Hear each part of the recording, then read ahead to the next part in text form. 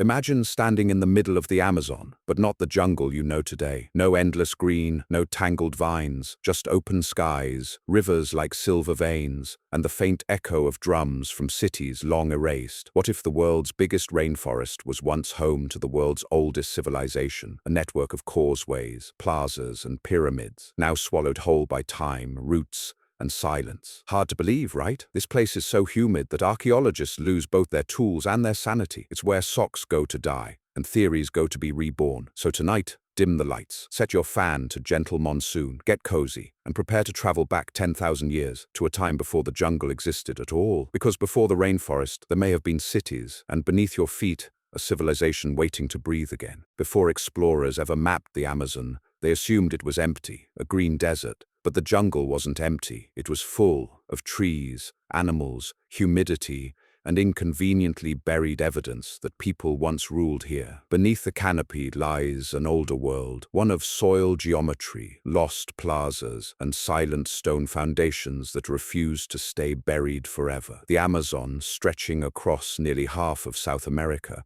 looks like an endless sea of green. From above, it moves like waves, each layer of trees rippling in the wind, a living ocean whose currents are rivers, whose tides are storms. For centuries, outsiders looked upon this emerald expanse and declared it inhospitable, too wet, too wild, too full of mosquitoes that treat human blood like an open buffet. No great civilization could exist here, they said. The soil's too poor, the heat too cruel, which, when you think about it, is exactly what you'd want people to believe if you were trying to hide an entire lost civilization. You, standing here, can almost hear it breathing. The air hums with the electricity of cicadas. The ground squelches under your bare feet. Yes, you have bare feet now. Sorry about that. And every sound seems just a little too alive. A bird screeches overhead like a car alarm from 10,000 years ago. Something rustles nearby, which you will pretend is the wind because acknowledging that it might be a snake the size of a bus will not help you sleep. But beneath this living chaos lies order. Beneath the roots and vines, archaeologists have found straight lines. And straight lines don't happen by accident in nature. Laser mapping, or LiDAR, has peeled back the green curtain to reveal enormous patterns beneath the trees. Roads, canals, geometric fields, and settlement grids that stretch for miles. The kind of design you only get when a whole lot of people get together and say, "Let's make this place make sense." And they did. Long before Europeans ever hacked their way through the jungle, ancient Amazonians built cities, not with stone skyscrapers or marble temples, but with earth. Giant mounds shaped into platforms and pyramids, raised roads wide enough for processions, connecting villages that were mathematically aligned. You can almost picture it, the sound of drums echoing through the valleys, smoke rising from ceremonial fires, and the soft glint of polished clay catching the sun before the forest swallowed it all again. It's strange to think that the Amazon, this chaotic wilderness, might actually be the most artificial ecosystem on Earth, that it was sculpted, gardened, and planned like a living city. The people who lived here didn't fight the jungle. They persuaded it. They turned chaos into partnership. They grew food in engineered soils, managed fish in canals, and raise their homes above flood levels with the kind of engineering subtlety that modern city planners would envy. Assuming modern city, planners also had to fight off caimans while working. You pause for a moment, listening to the faint sound of rain beginning to fall. It's soft at first, then relentless, the kind of rain that would drown a campfire in seconds. The trees drink it, the earth absorbs it, and the forgotten roads disappear again beneath the surface. Somewhere out there, the ghost of an ancient plaza is sighing in relief, thinking, finally, privacy again. The explorers who first sailed down these rivers didn't stand a chance. Francisco de Orellana, in 1542, described great cities, marketplaces, and roads wider than those of Spain. When later expeditions came back, they found nothing. The jungle had reclaimed it all. Scholars called Orellana a liar because that's what academia does when someone finds something too interesting. But 5 centuries later, satellites would vindicate him. Turns out the jungle doesn't erase, it conceals. And maybe that's the Amazon's ultimate trick, to hide history not under sand or stone, but under under life itself. Every root, every vine, every bird call is part of a camouflage perfected over millennia. Civilization didn't disappear here. It evolved into something quieter, something green, something that breathes. So tonight, as you lie there with your fan humming like distant rainfall, imagine the forest whispering above an invisible city. Imagine ancient footsteps beneath the moss, plazas buried under roots, and forgotten songs trapped in the soil. The green ocean isn't empty, it's just pretending to be, and you've only just begun to hear what it's hiding. When satellite LiDAR began scanning the jungle in the 21st century, the data didn't just reveal rivers and hills, it revealed cities, thousands of square kilometers of perfectly planned layouts, straight roads, circular plazas, and terraced gardens. It was as if SimCity had been played by someone with a degree in both botany and madness. Imagine it. You're floating above the Amazon in a small plane, sweating through your shirt because humidity here doesn't just exist, it attacks. Below you stretches an endless green quilt, rippling and shifting like it's alive. For centuries, everyone assumed there was nothing beneath that canopy except mud, mosquitoes, and the occasional disappointed explorer. But then came LiDAR, a laser-based mapping technology that shoots millions of pulses through the trees, measuring how long it takes for each one to bounce back. Basically, archaeology meets echolocation, and what those lasers found beneath the trees changed everything. Instead of chaotic wilderness, the scanners revealed geometry, giant circles, straight lines, complex grids, roads that ran arrow-straight for miles, plazas laid out with near mathematical precision. The jungle wasn't random, it was organized. It's as if someone had tried to hide Manhattan under 1 billion tons of broccoli. Archaeologists, used to finding fragments of pottery or the occasional half-buried wall, suddenly had cities, dozens of them, some as large as modern metropolises, connected by highways and canals. The kind of network you'd expect from a civilization with bureaucrats, engineers, and possibly people who complained about potholes. You can almost picture the first LiDAR image loading on a researcher's computer, the glowing outlines forming on the screen, the realization dawning that the forest floor was a map. It wasn't the jungle that was wild, it was our ignorance. For decades, scientists believed the Amazon could never sustain large populations. The soil was too poor, they said, too acidic. Crops would die, people would starve, civilization would never take root. Yet here was evidence that not only had people thrived here, they had built a landscape-scale masterpiece of human and ecological design. These weren't nomads drifting through the forest. They were urban planners. The roads weren't paths made by chance. They were deliberate, straight as arrows, sometimes elevated to survive the floods. The plazas weren't random clearings. They were civic spaces, aligned with celestial events. And the terraces, farms, carefully engineered gardens that stretched in geometric patterns across hillsides. You can almost imagine an ancient farmer adjusting the height of his terrace, muttering about drainage issues, completely unaware that 2,000 years later, some scientist would rediscover it with $1 million laser. The first site that truly stunned the world was in Bolivia's Llanos de Mojos. From the air, it looks like endless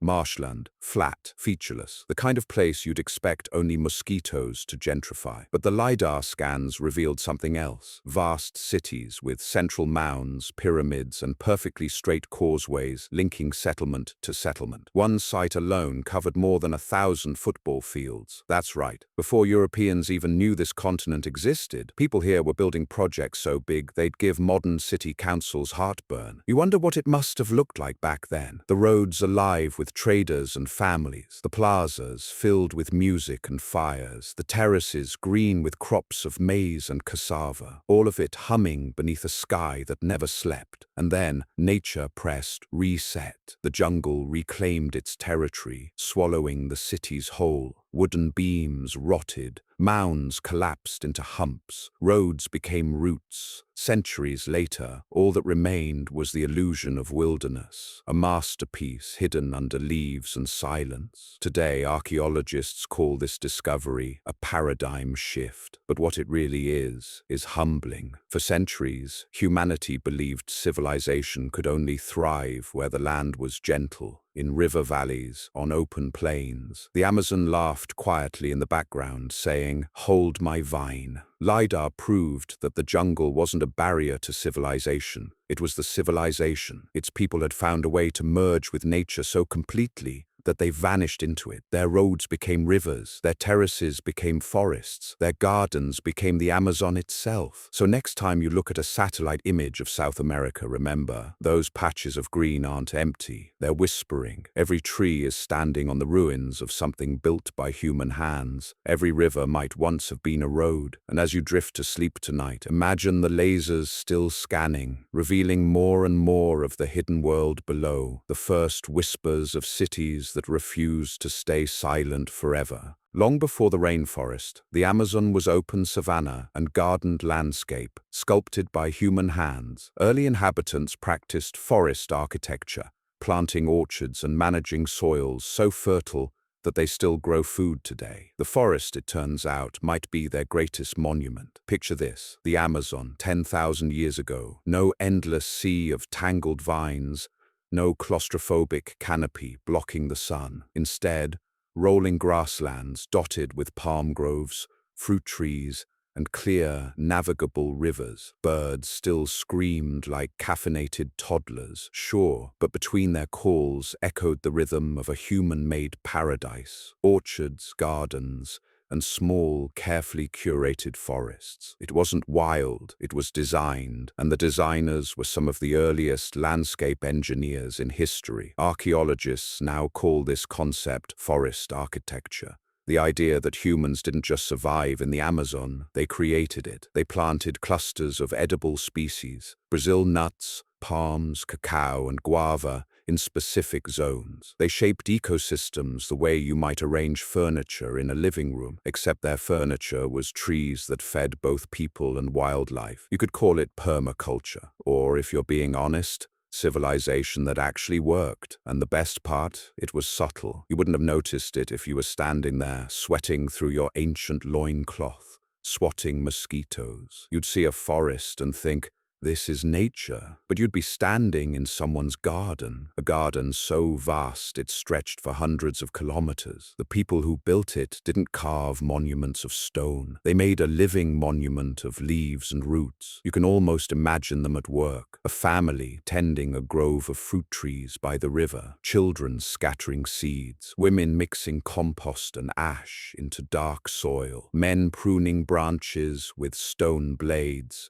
shaping sunlight like architects shape space. Every action intentional, every plant part of a pattern. They even engineered the dirt. The Amazon's natural soil is famously terrible, thin, acidic, and about as nutritious as cardboard. Yet somehow these ancient gardeners created Terra, Preta, black earth, an artificially enriched soil packed with charcoal, bone, and organic waste. It regenerates itself. Thousands of years later, it's still fertile. You could plant a mango pit in it today and probably end up with a small ecosystem. Modern farmers would call that witchcraft. Ancient Amazonians called it Tuesday. This Terra Preta is scattered across millions of hectares, evidence of vast agricultural systems. Wherever it appears, it suggests permanent settlement, homes, gardens, people who didn't wander but stayed. And staying in prehistory meant planning. These weren't hunter-gatherers chasing dinner. These were landscape designers thinking centuries ahead. It changes the entire story we've been told. For decades, textbooks painted the Amazon's past as empty, a green void filled only with tribes living lightly on the land. But now, every soil sample, every grove of identical trees, every straight-edged mound says otherwise. The forest wasn't untouched. It was curated. It's less a wilderness and more a botanical museum curated by ghost gardeners. Think about that for a moment. The very thing we call the wild Amazon may actually be humanity's oldest sustainable project. Modern civilization built highways and skyscrapers that crumble in a few centuries. These people built a forest that still feeds half the continent. It's like the difference between a disposable coffee cup and an oak tree. One ends up in the ocean, the other becomes the ocean's lungs. As the centuries passed, the gardens grew denser, trees multiplied, vines thickened, and the curated landscapes blurred into wilderness. Over time, what was once a network of orchards and villages transformed into the rainforest itself, a living organism born from human design but raised by nature. So when explorers centuries later called the Amazon virgin forest, they were standing in the ruins of an ancient garden and didn't even realize it. The irony is beautiful. Civilization didn't fall here, it simply grew too well. The monuments became trees, the roads became roots, and the architecture turned green. And if you listen closely,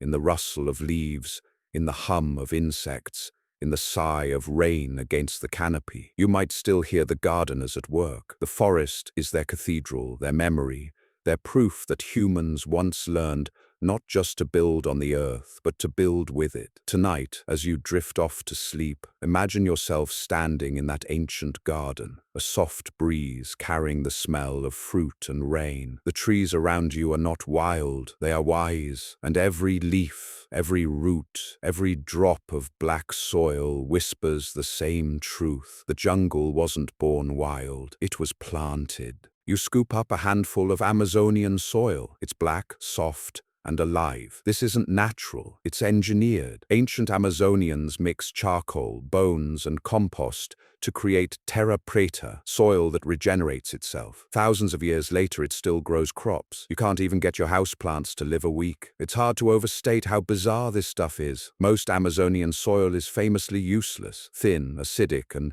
stripped of nutrients faster than a toddler strips wrapping paper. Plant something in it, and you'll be lucky if it survives the week. Yet scattered across the Amazon basin are vast patches of this dark, fertile earth, up to 2 meters deep, filled with pottery fragments, fish bones, and microscopic charcoal. It's as if someone went around performing soil alchemy on an industrial scale, thousands of years before anyone thought fertilizer was a thing. You run your fingers through it. It's warm, almost silky, like velvet mixed with ash. It smells faintly of life, the kind of rich, earthy scent that gardeners dream about while staring sadly at their dead basil plants. This soil doesn't just hold nutrients, it regenerates them. Scientists have planted crops in 2,000-year-old Terra Preta and found they grow better than in modern farmland. Whatever these ancient people did, it worked permanently. But how? The secret ingredient, as it turns out, is fire. Not roaring, destructive flames, but controlled, low-temperature burns that turn wood into charcoal. Charcoal doesn't decompose like normal organic matter. It sticks around, creating tiny pores that trap moisture and nutrients. Add bones for calcium, compost for microbes, and broken pottery for aeration, and you've got a soil so fertile it can last for millennia. The people who invented it may not have written books, but they wrote a masterpiece in dirt. Modern scientists still don't fully understand the chemistry. Attempts to replicate Terra Preta in labs often fail or work only for a few years before losing potency. It's like trying to clone a recipe from someone who never measured anything, cooked by intuition, and then buried their cookbook under a jungle. The soil's microbiome, its invisible army of bacteria and fungi, seems to be the missing ingredient. Whatever lived there 3,000 years ago still lives there now, quietly farming itself. And that's the strangest part. This ancient soil is alive. It reproduces. If you mix a little bit of it with regular soil, it slowly transforms the surrounding dirt into more Terra Preta. The ground literally infects itself with fertility. It's the world's most benevolent contagion. Meanwhile, modern agriculture still manages to destroy its topsoil faster than Netflix cancels good shows. Archaeologists have traced these black patches across thousands of square kilometers, always near riverbanks, always near ancient settlement sites. It's a cartographic fingerprint of a civilization that knew its chemistry, ecology, and sustainability long before those words existed. This wasn't random dumping. It was planned, strategic, and consistent. You can still see the pattern: clusters of dark earth where homes once stood, fields where people farmed, and waste pits that became treasure troves of nutrients. It's humbling, isn't it? Modern civilization talks a lot about innovation, about smart cities and green technology. Yet here, buried under vines and centuries, lies the original sustainable city design, one where even the garbage became a life-giving resource. While Europe was still fumbling through its Bronze Age tantrum, the Amazonians were recycling on a cosmic level, and it worked. Long after the people vanished, collapsed, their soil endured. The forest that replaced them still thrives, partly because of their handiwork. Some ecologists even argue that the Amazon's extraordinary biodiversity might depend on these ancient human modifications. The rainforest, in other words, might owe its existence to ancient waste management. You can't make that up. You look down at your hand, at the dark soil trickling through your fingers, and realize you're holding a piece of time. Every particle is a memory of fires tended, meals cooked, rituals performed, of a people who knew how to live with the land so well that even their trash turned sacred. So tonight, as you lie in your comfortable bed on store-bought sheets, remember that somewhere in the Amazon, the earth is still breathing through ancient lungs. The people who built that black soil are gone, but their creation never died. It grows quietly, patiently, a living legacy hidden under green silence. And maybe, just maybe, it's whispering the same thing the jungle always has, that the smartest thing humanity ever built was the one it left behind. In Brazil's Upper Xingu, LiDAR has revealed circular settlements connected by roads straighter than anything built by your local urban planner. Each village was linked to another in a web of symmetry and ritual, as if the whole region were one vast green circuit board. You might think geometry and rainforest don't belong in the same sentence. After all, the jungle is chaos incarnate, roots twisting like snakes, rivers looping like spaghetti, trees growing wherever they please. But hidden beneath that leafy anarchy is an order so precise it feels impossible. When scientists first processed the LiDAR scans of the Xingu Basin, they expected the usual patchwork of trees and streams. Instead, the computers began drawing circles, perfect circles, dozens of them, each one a village, each connected to others by straight roads radiating outward like spokes in a wheel. And not just any roads, these things were mathematically straight. They ran for kilometers without curving an inch, cutting through forests and wetlands in lines so perfect that even Google Maps would give up trying to reroute them. Imagine ancient city planners armed not with concrete and cranes, but with shovels, intuition,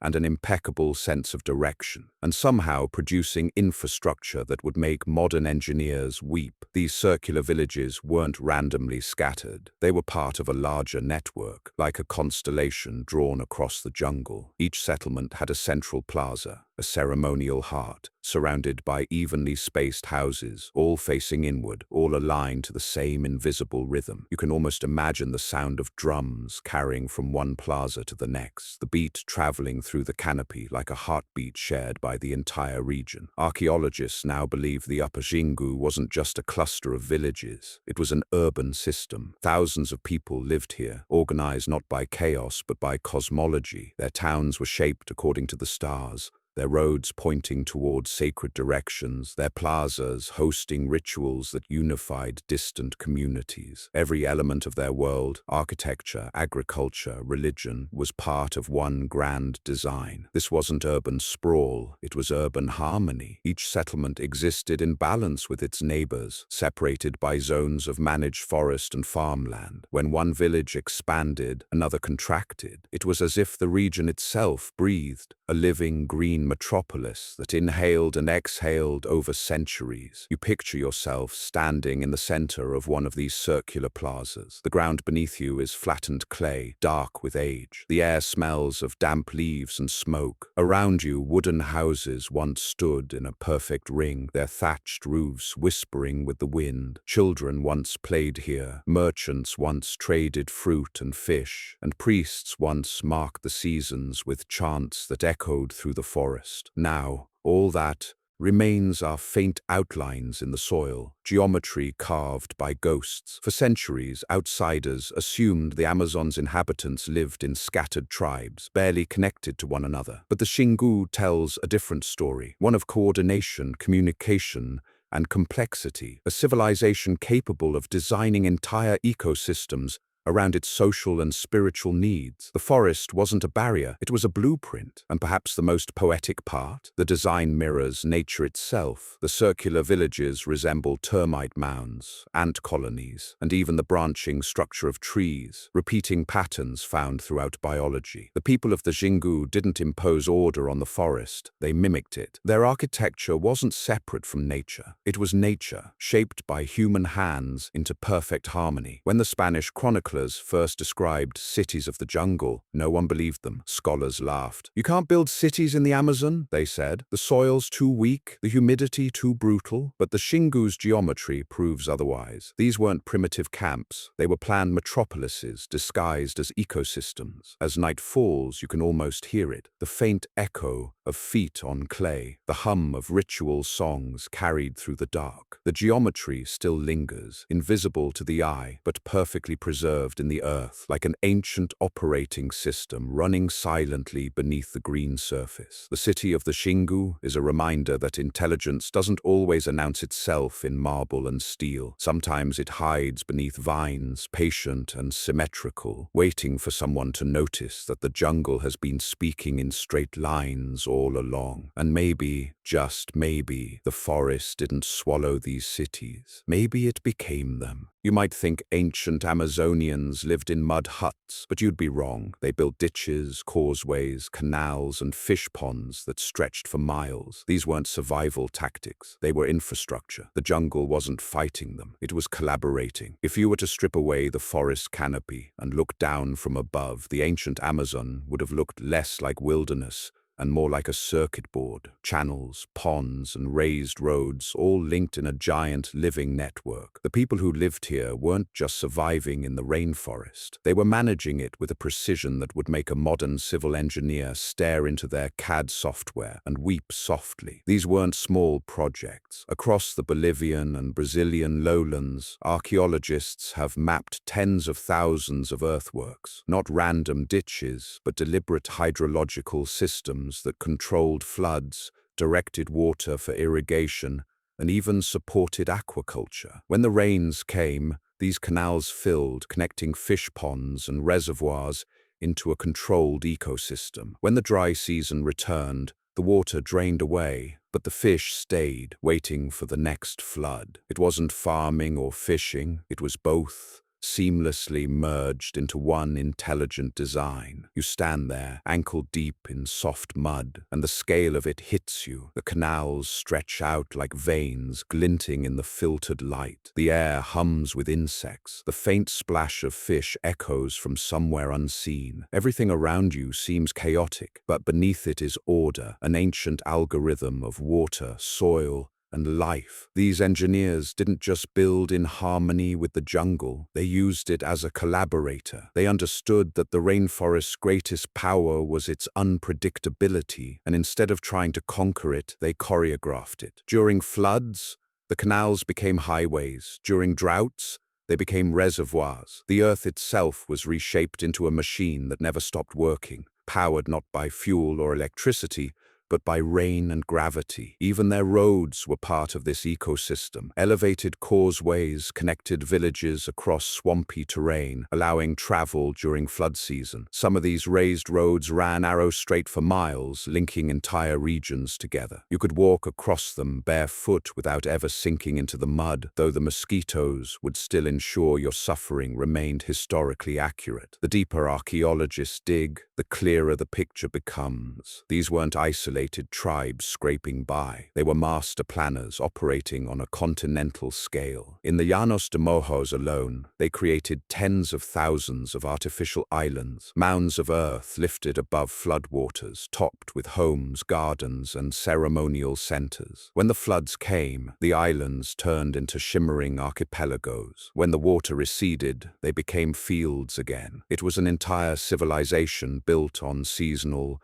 transformation, an ecosystem designed to breathe, and it worked flawlessly for thousands of years. The system wasn't just sustainable, it was regenerative. The soil stayed fertile, The water stayed clean. The forests stayed alive. Every action these engineers took fed back into the system, a closed loop of balance that modern civilization is still trying and mostly failing to replicate. Imagine the view at sunset, the canals glowing gold, birds wheeling above, farmers guiding canoes between floating gardens, children splashing in the shallows, the sound of drums and laughter carried across the water. To live here wasn't to endure the rainforest, it was to dance with it. Modern researchers studying these systems are still baffled. How did people without metal tools or written language manage to reshape the landscape so precisely? Some call it low-tech genius. Others, more humbly, admit that we simply don't understand the depth of their ecological intelligence. They didn't build monuments to themselves. They built systems that outlived them. You crouch down, running your fingers through the mud at the edge of an ancient fish pond. It feels cool, smooth, purposeful. Somewhere in that soil are traces of charcoal, pottery shards,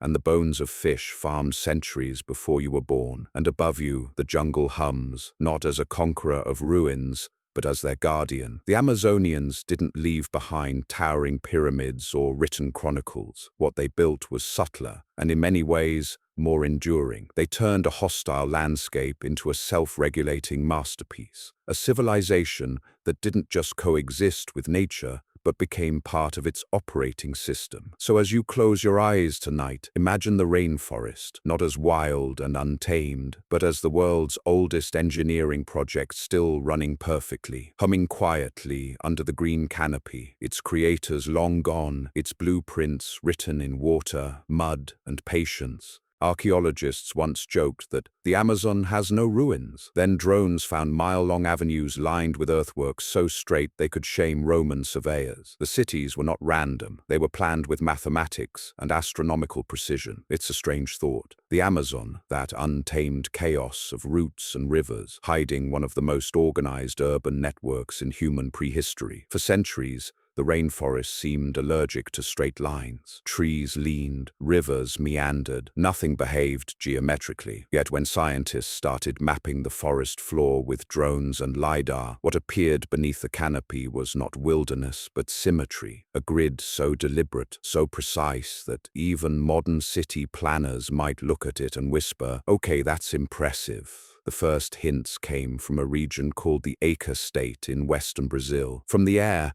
archaeologists spotted strange patterns etched into the soil, hundreds of circles, squares, and rectangles connected by broad avenues. At ground level, they looked like gentle ridges. From above, they looked like blueprints. Some of the roads ran for miles, cutting through hills and valleys without losing alignment, like invisible rails guiding the movement of ancient life. It's as if someone long ago decided to turn the rainforest into a cosmic city map. Settlements were laid out along cardinal directions, with roads pointing precisely north, south, east, and west. Some alignments even matched the position of the rising sun during solstices, hinting that astronomy wasn't just for stargazing. It was the foundation of urban design. Imagine standing in one of those plazas thousands of years ago, the dawn light slicing perfectly through the center of the avenue, the entire city awakening in synchrony with the heavens. This wasn't accidental. These builders weren't wandering tribes making do with what the forest gave them. They were surveyors, mathematicians,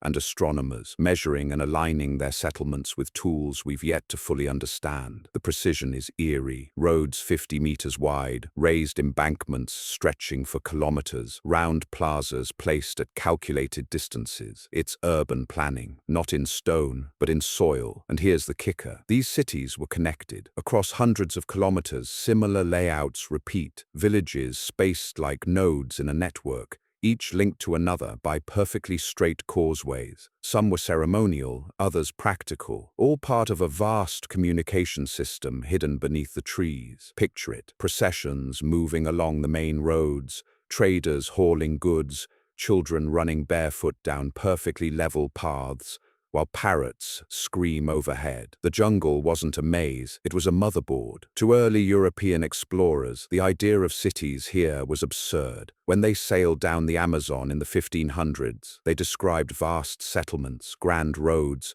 and organized fields, only for later visitors to find nothing but wilderness. The assumption was that the first explorers had lied, but they hadn't. The cities were real, just buried. The jungle had reclaimed them faster than anyone could imagine, wrapping the grid in roots and vines until the straight lines disappeared beneath 1,000 shades of green. You can almost hear the frustration of the archaeologists centuries later. The Amazon has no ruins, they said, because the ruins weren't made of stone. They were made of earth, and earth doesn't shout. It whispers. It hides its geometry in the hum of cicadas and the rustle of leaves. It waits patiently for technology, drones, lasers, satellites, to notice what eyes never could. The precision of the Amazonian grid also hints at something deeper, a world view where order and cosmos were inseparable. The layout of roads and plazas mirrored the movement of the stars, as if the people who built them were trying to sync the forest itself with the sky. Their cities weren't just functional, they were spiritual instruments, living observatories where astronomy met architecture. You take a step back in your mind and picture it. The aerial view of thousands of connected settlements glowing faintly beneath the canopy, each road forming a perfect angle, each plaza a symbol. It's breathtaking and humbling. The grid wasn't an accident of civilization. It was an act of devotion. So tonight, as you drift off to sleep, imagine the rainforest not as a wild expanse, but as a masterpiece of human order, a grid humming quietly beneath the chaos. Every straight road, every buried circle, every vanished plaza still exists down there, holding its alignment to the stars. The jungle may have hidden it, but geometry never forgets. In the Brazilian state of Acre, hundreds of enormous geoglyphs lie carved into the earth, circles, squares, rectangles, visible only from the air. They're older than Rome and drawn with the precision of blueprints. Whoever built them wasn't doodling. If you were flying over Acre, that far-flung wedge of western Brazil pressed against the Peruvian border, you might not notice anything at first, just a carpet of green stretching to the horizon, the kind of place where your phone's GPS gives up and your sweat begins a second life as a small ecosystem. But then, after heavy deforestation in the 1970s revealed patches of cleared land, pilots began spotting strange shapes emerging from the soil, geometric scars too perfect to be natural, circles so round they'd make compasses jealous, squares large enough to fit small towns, even complex patterns where one shape nested inside another, like ancient mandalas pressed into the earth. They looked like crop circles, except they weren't fake, and they definitely weren't aliens. These designs were ancient. Some date back 2,000 or 3,000 years, built centuries before the rise of the Roman Republic. And here's the real kicker. They were invisible to the people who made them. You couldn't see their full form standing on the ground. You'd need to be hundreds of meters in the air to appreciate the design, which raises an uncomfortable question. Why build something you can't even see? From above, the patterns seem purposeful, symmetrical, deliberate, and massive. The largest geoglyphs stretch over 300 meters across, their ditches cut deep into the clay-rich earth, their perimeters reinforced by raised embankments. Some are connected by long,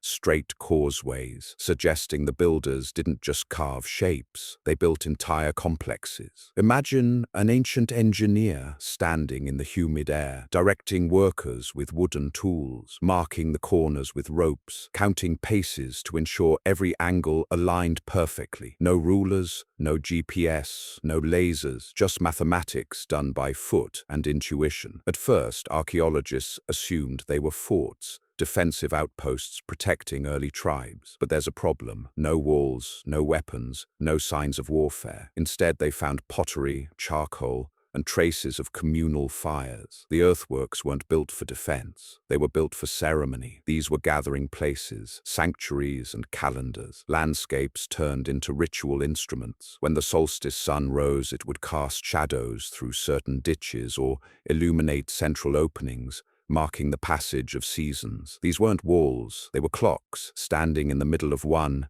you can almost hear it, the rustle of people gathering, the murmur of prayers, the hum of drums echoing through the forest. The air would have been thick with smoke and insects, and yet for a few moments each year, the geometry came alive with light. This wasn't art. For the eyes, it was choreography for the heavens, and then mysteriously it stopped. Around 500 CE, the builders vanished. The forest crept back, roots filled the ditches, and the world forgot them. By the time Europeans arrived, the jungle had already erased all trace of their geometry, replacing squares with chaos and circles with vines. For centuries, the Amazon hid its architects under silence. When scientists rediscovered the Acre geoglyphs, they were forced to rewrite everything they thought they knew about pre-Columbian South America. The scale of these earthworks implies tens of thousands of laborers, coordinated effort, and a social structure capable of long-term planning, a level of organization far beyond the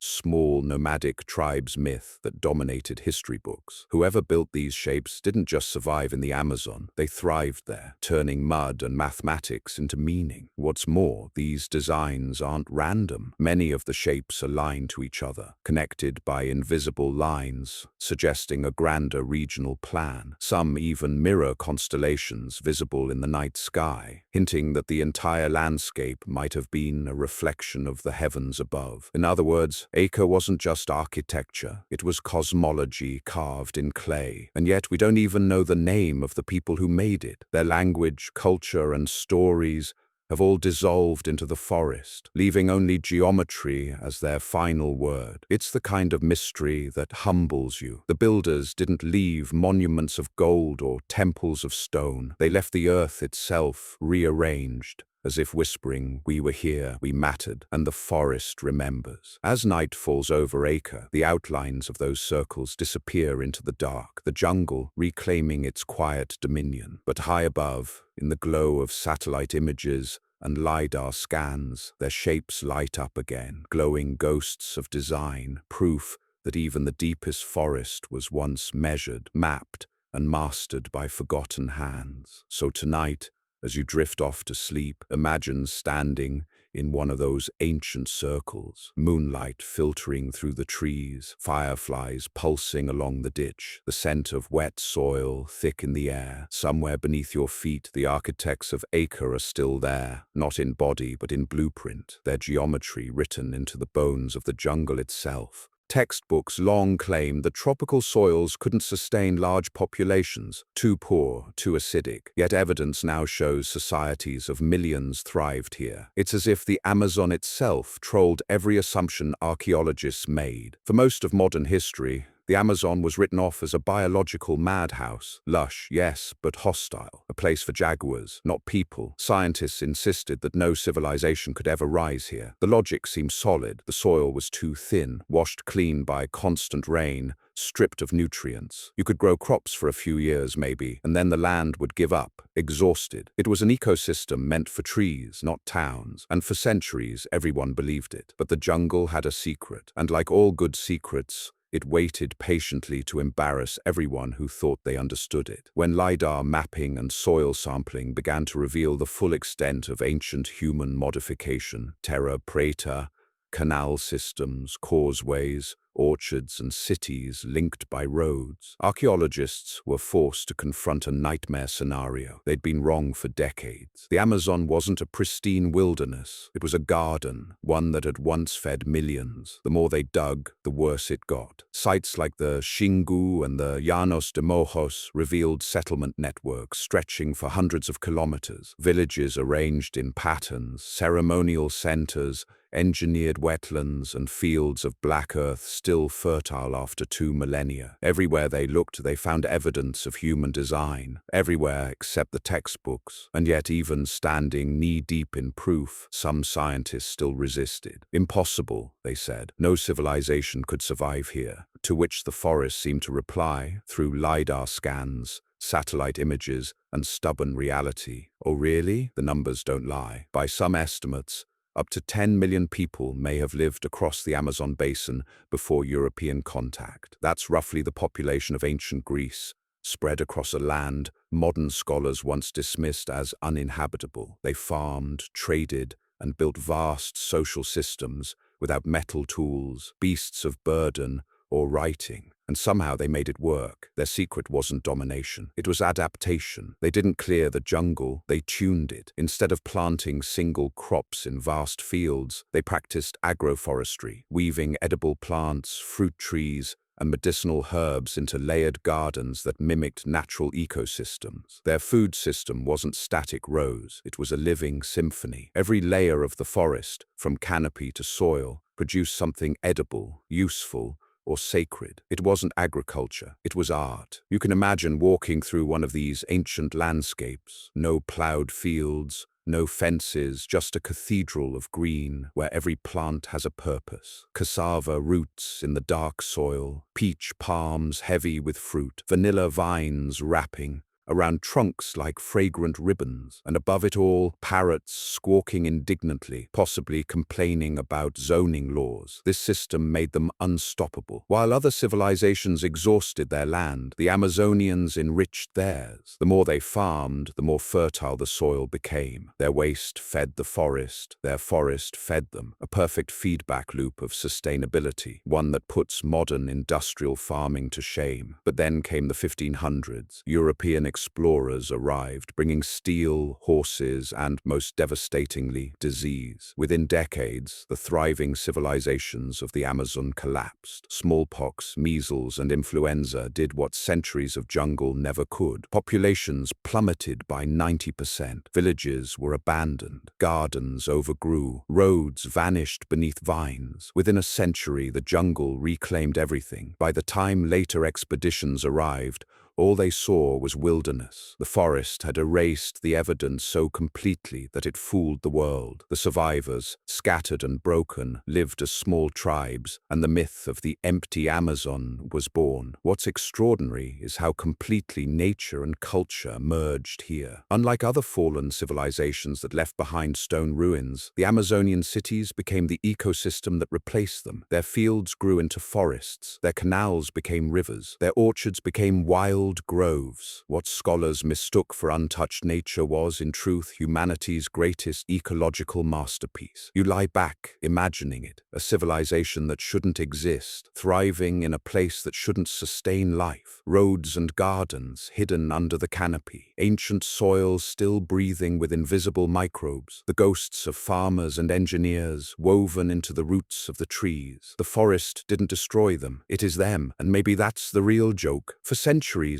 humans looked at the Amazon and said, no one could have built this, but someone did. Millions did, and their fingerprints are still all over it, in every tree, every river, every patch of dark, fertile earth that refuses to die. So tonight, as you close your eyes, remember, history doesn't always build monuments of stone. Sometimes it builds a forest so alive, so vast, that it convinces the world it's always been there, hiding the truth in plain green sight. Within a few centuries of contact, the great cities of the Amazon vanished. Disease, displacement, and the relentless return of vegetation buried everything under green oblivion. Nature hit undo, and civilization dissolved into vines. It's difficult to grasp how something so vast, entire networks of cities, roads, canals, and fields, could disappear so completely. But that's the thing about the Amazon. It doesn't erase with violence. It erases with patience. You don't see it happening. One season, a plaza fills with weeds. The next,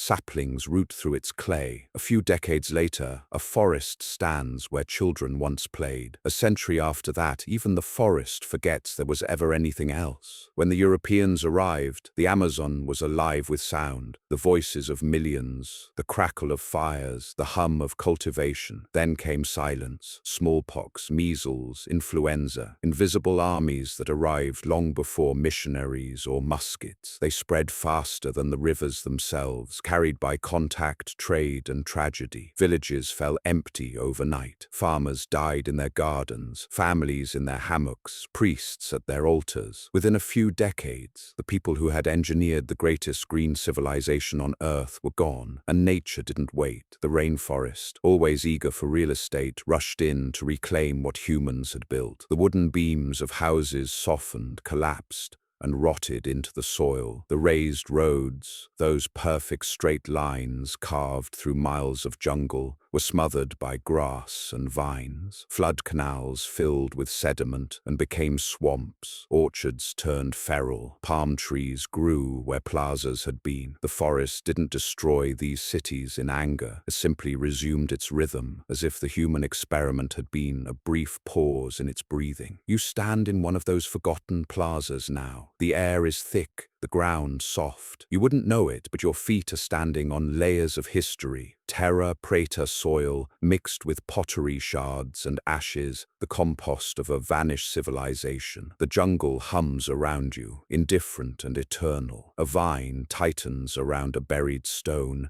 and a tree root curls through what was once a home. It's not ruin, it's transformation. To the European mind, this disappearance looked like failure, proof that the rainforest was unconquerable. But to the forest, it was restoration. The Amazonians hadn't built against nature, they had built with it. So when they vanished, the line between civilization and wilderness blurred instantly. Their gardens became forest, their canals became rivers, their cities turned green, and life went on. Just without them. The irony is almost cruel. For centuries afterward, scholars used the emptiness of the Amazon as justification to call it untouched, to log it, to mine it, to exploit it. But the emptiness wasn't natural. It was man-made, the ghost of a population so vast that its sudden absence changed the landscape itself. Studies show that when millions of Amazonians died, the forest absorbed enough carbon to cool the planet temporarily. Humanity disappeared, and the Earth sighed in relief. And yet traces remained, subtle, invisible to the naked eye, waiting for rediscovery. When archaeologists began digging centuries later, they found the evidence everywhere. Ceramic fragments, bones,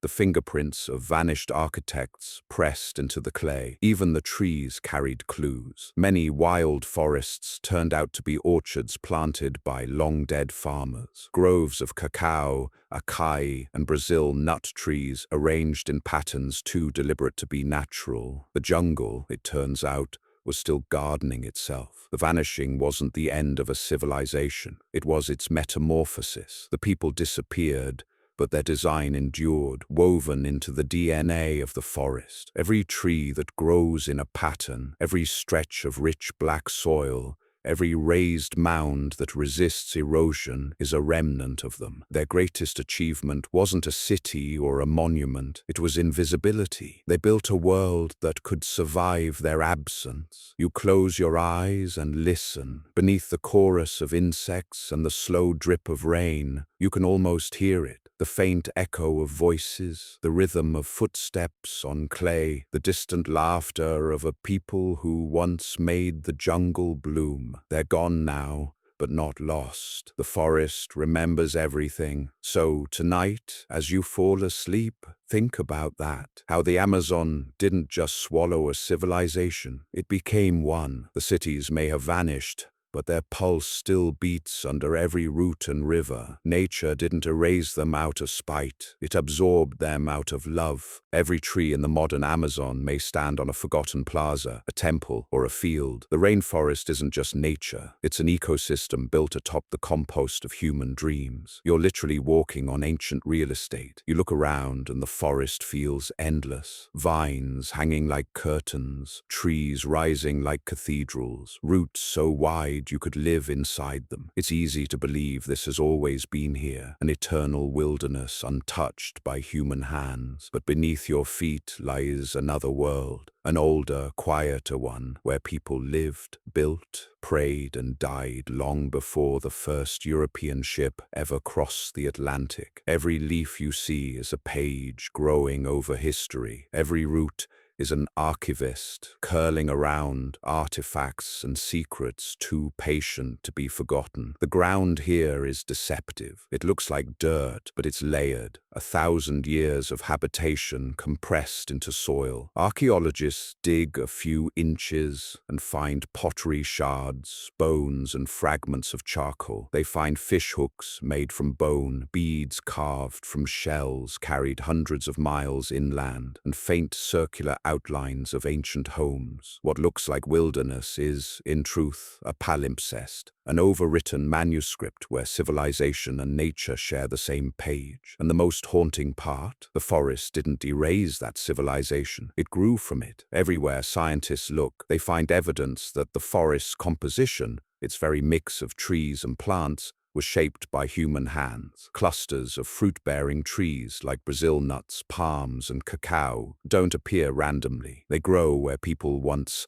tended orchards and gardens. Long before anyone called this the lungs of the planet, it was someone's backyard. You kneel and touch the black earth, Terra, Preta, still fertile after thousands of years. This was their creation, a living soil that never dies. They enriched it with ash, bone, and compost, feeding it like a child. Now it feeds the forest. The cycle continues, so seamless you wouldn't even notice the hand that began it. The trees you see aren't rebels of nature. They're heirs to civilization. There's something deeply poetic about that humanity's greatest monument here isn't a ruin or a pyramid, but a forest that thrives because of its memory. The people who built the Amazon's early cities didn't carve themselves into stone. They built in earth, water, and life. They understood something we're only now rediscovering, that permanence doesn't require permanence. You can leave your mark not by resisting nature, but by teaching it to remember you. But it's a bittersweet legacy. For centuries, no one realized the forest was remembering. European explorers looked around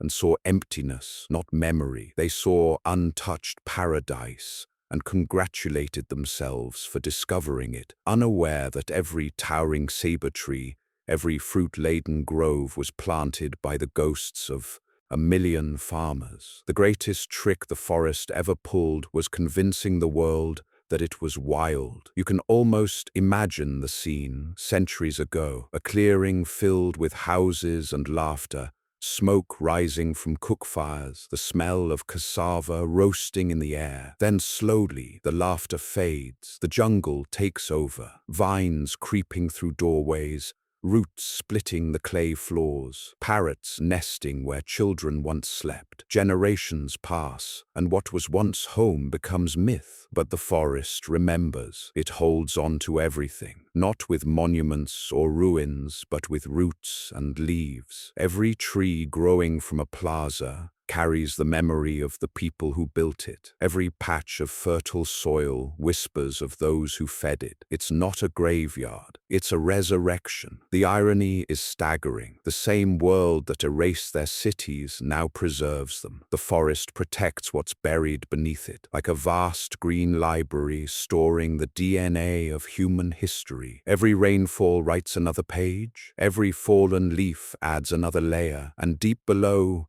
the remains of cities sleep, not destroyed, just dreaming. You glance up through the canopy, where shafts of light pierce the green gloom. For a moment, you imagine those beams as spotlights on invisible architecture, temples of air, streets made of memory. You realize that this rainforest, this miracle of life, is not nature in spite of us, but nature because of us. So tonight, as you drift into sleep, think of the forest differently. It isn't just a wild, indifferent expanse. It's a living memory rooted in the labor, love, and loss of countless forgotten hands. Every tree that rises does so from the bones of builders, from the ashes of hearths, from the gardens of dreamers. The Amazon isn't nature reclaiming humanity. It's humanity quietly, eternally reclaiming nature. The story of a golden city deep in the jungle may have started with glimpses of real Amazonian civilizations. There was gold, yes, but the real treasure was the black soil, the geometry, and the improbable proof that people had mastered the rainforest itself. The tale began, as all good lies do, with a misunderstanding. When Spanish explorers trudged through the Amazon in the 1500s, starving, lost, and covered in mosquito bites the size of grapes, they began to hear whispers of a city made entirely of gold, a city so radiant it glowed beneath the sun, its rivers running with treasure, its king covered head to toe in shimmering dust. They called it El Dorado, the golden one. And because greed travels faster than logic, armies soon followed the whispers. Conquistadors marched into the jungle with their polished helmets and fragile egos, chasing sunlight through swamps. They found nothing but fever, leeches, and deep, soul-crushing disappointment. Many never came back. Those who did told stories of paradise lost, a shining empire swallowed by the forest, guarded by spirits and serpents. The myth grew, morphing over centuries into a fever dream of wealth and wonder. But what if El Dorado wasn't fiction? What if, like all great myths, it was simply exaggerated truth? Modern archaeology now suggests that those early explorers may indeed have glimpsed vast, organized societies along the rivers, the same networks of cities, roads, and farms rediscovered centuries later by LiDAR. The conquistadors saw great plazas and shining temples illuminated by firelight and assumed they'd stumbled upon gold. But the real brilliance wasn't metal. It was civilization, luminous, complex, and sustainable in a place the rest of the world thought uninhabitable. To men obsessed with treasure, the idea that soil could be the prize would have been laughable. But the Amazonians had already found their gold, Terra, Preta, the black earth that never died. It was their wealth, their inheritance, their secret to feeding millions. The jungle itself was their palace, the rivers their highways, the trees their vaults. The gold they built with was invisible, yet priceless. You can almost imagine an exhausted Spanish explorer stumbling upon an Amazonian settlement. Broad streets, raised causeways, canals filled with fish, gardens blooming in impossible abundance. Fires flicker in the distance, casting the illusion of glowing walls. He falls to his knees, convinced he's found the golden city. In truth, he's found something far rarer, a civilization that didn't need gold to shine. But myths are stubborn. Over time, El Dorado migrated north, to the Andes, to Colombia, to anywhere that might accommodate European greed. Expeditions kept going, into jungles, up mountains, across deadly swamps. Thousands died chasing a rumor. It wasn't gold they were after anymore. It was salvation through wealth, redemption through conquest. The irony, of course, is that the treasure they sought had already been destroyed by their arrival. Because the real El Dorado was the Amazon, the living, breathing civilization that turned chaos into harmony. It was the black soil beneath their boots, the geometric cities hidden under vines, the wisdom encoded in the forest's design. But the conquistadors couldn't recognize value without sparkle. They burned villages, enslaved survivors, and watched as the forest reclaimed the evidence of what they'd found. And in the centuries that followed, the world believed their failure. The city of gold was never made of metal. It was made of memory, of knowledge passed down through hands that shaped the land instead of extracting it. The true treasure was fertility, sustainability, and balance, gifts the modern world has almost forgotten how to value. You stand now at the edge of that myth. The jungle hums around you, its green glow alive with ghosts. Somewhere beneath your feet lies the soil that fed empires, now indistinguishable from the forest floor. Above you, shafts of sunlight pierce the canopy, scattering like golden dust. For a brief second, the trees themselves seem gilded. The conquistadors were right about one thing. There is gold in the Amazon, but it isn't buried in chests or temples. It hangs from the air, breathes through the leaves, and lives forever in the soil. So tonight, as you drift to sleep, think of El Dorado not as a city, but as a lesson that humanity's greatest riches don't glitter. They grow. Even after millennia, the old highways still exist, invisible from the ground, but clear from the sky, straight, deliberate, like someone drew them with a divine ruler through the green chaos. They're not just paths, they're signatures. You can't see them when you're walking among the vines. Down here, the jungle is a labyrinth, a living wall of roots and humidity. Every direction looks the same, but from above, where satellites and LiDAR see through the leaves, the pattern emerges, a web of roads running dead straight across hundreds of kilometers, linking settlements like threads in a green tapestry. These aren't random footpaths worn by hunters. They're deliberate, monumental. The forgotten highways of a civilization that planned its cities not for decades, but for centuries. Some of these roads stretch longer than modern highways, 20, 30, even 50 kilometers in uninterrupted precision. They cut across rivers and wetlands with causeways, elevated embankments, and drainage ditches, and they're straight, so unnervingly straight that archaeologists sometimes joke they look cosmic, as if drawn with a ruler held by the stars themselves. In a landscape of twisting rivers and meandering streams, these roads refuse to bend. It's as if their builders declared war on chaos and won. Imagine the view centuries ago, travelers walking along these red earth highways, their bare feet kicking dust into the humid air, traders hauling baskets of cassava and cacao between distant settlements, children chasing each other along the embankments, ceremonial processions carrying torches at dusk, the flames reflected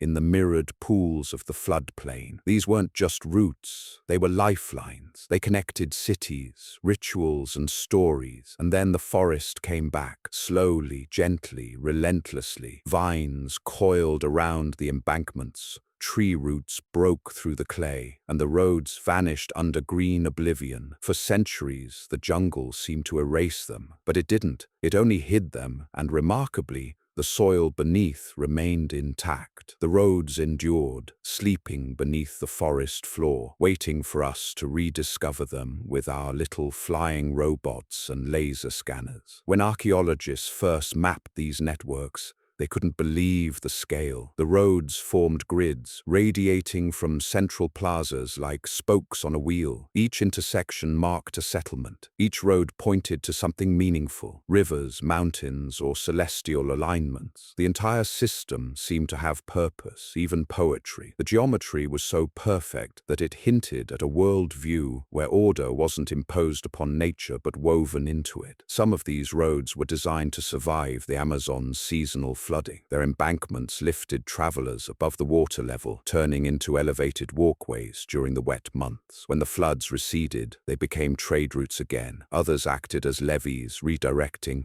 water to the vast network of fish ponds and canals that sustained the population. It was infrastructure disguised as landscape, an engineering marvel hidden beneath the rainforest's mask. What's astonishing is how these roads defy decay. Even now, centuries after they were abandoned, the ridges are still visible in the soil. Trees grow over them, yes, but the elevation remains. The earth remembers. And because the roads were built from layers of compacted clay and organic matter, they resist erosion better than modern asphalt. In a strange way, they're immortal, built not to conquer time, but to coexist with it. Standing at ground level, you wouldn't know you're walking on one. The path feels no different from the rest of the forest floor, soft, uneven, alive. But from the air, the story changes. The road cuts through the forest like a ghost vein, a perfect line glowing beneath the canopy. Every time it rains, the path floods in the same pattern, as if the jungle itself still honors its ancient arteries. Some archaeologists call them earth signatures, marks left behind by a civilization that wanted to be remembered not through monuments of stone, but through order in the land itself. They didn't build pyramids that reached the heavens. They built highways that touched everything beneath them. And maybe that's the most poetic thing of all. Even in disappearance,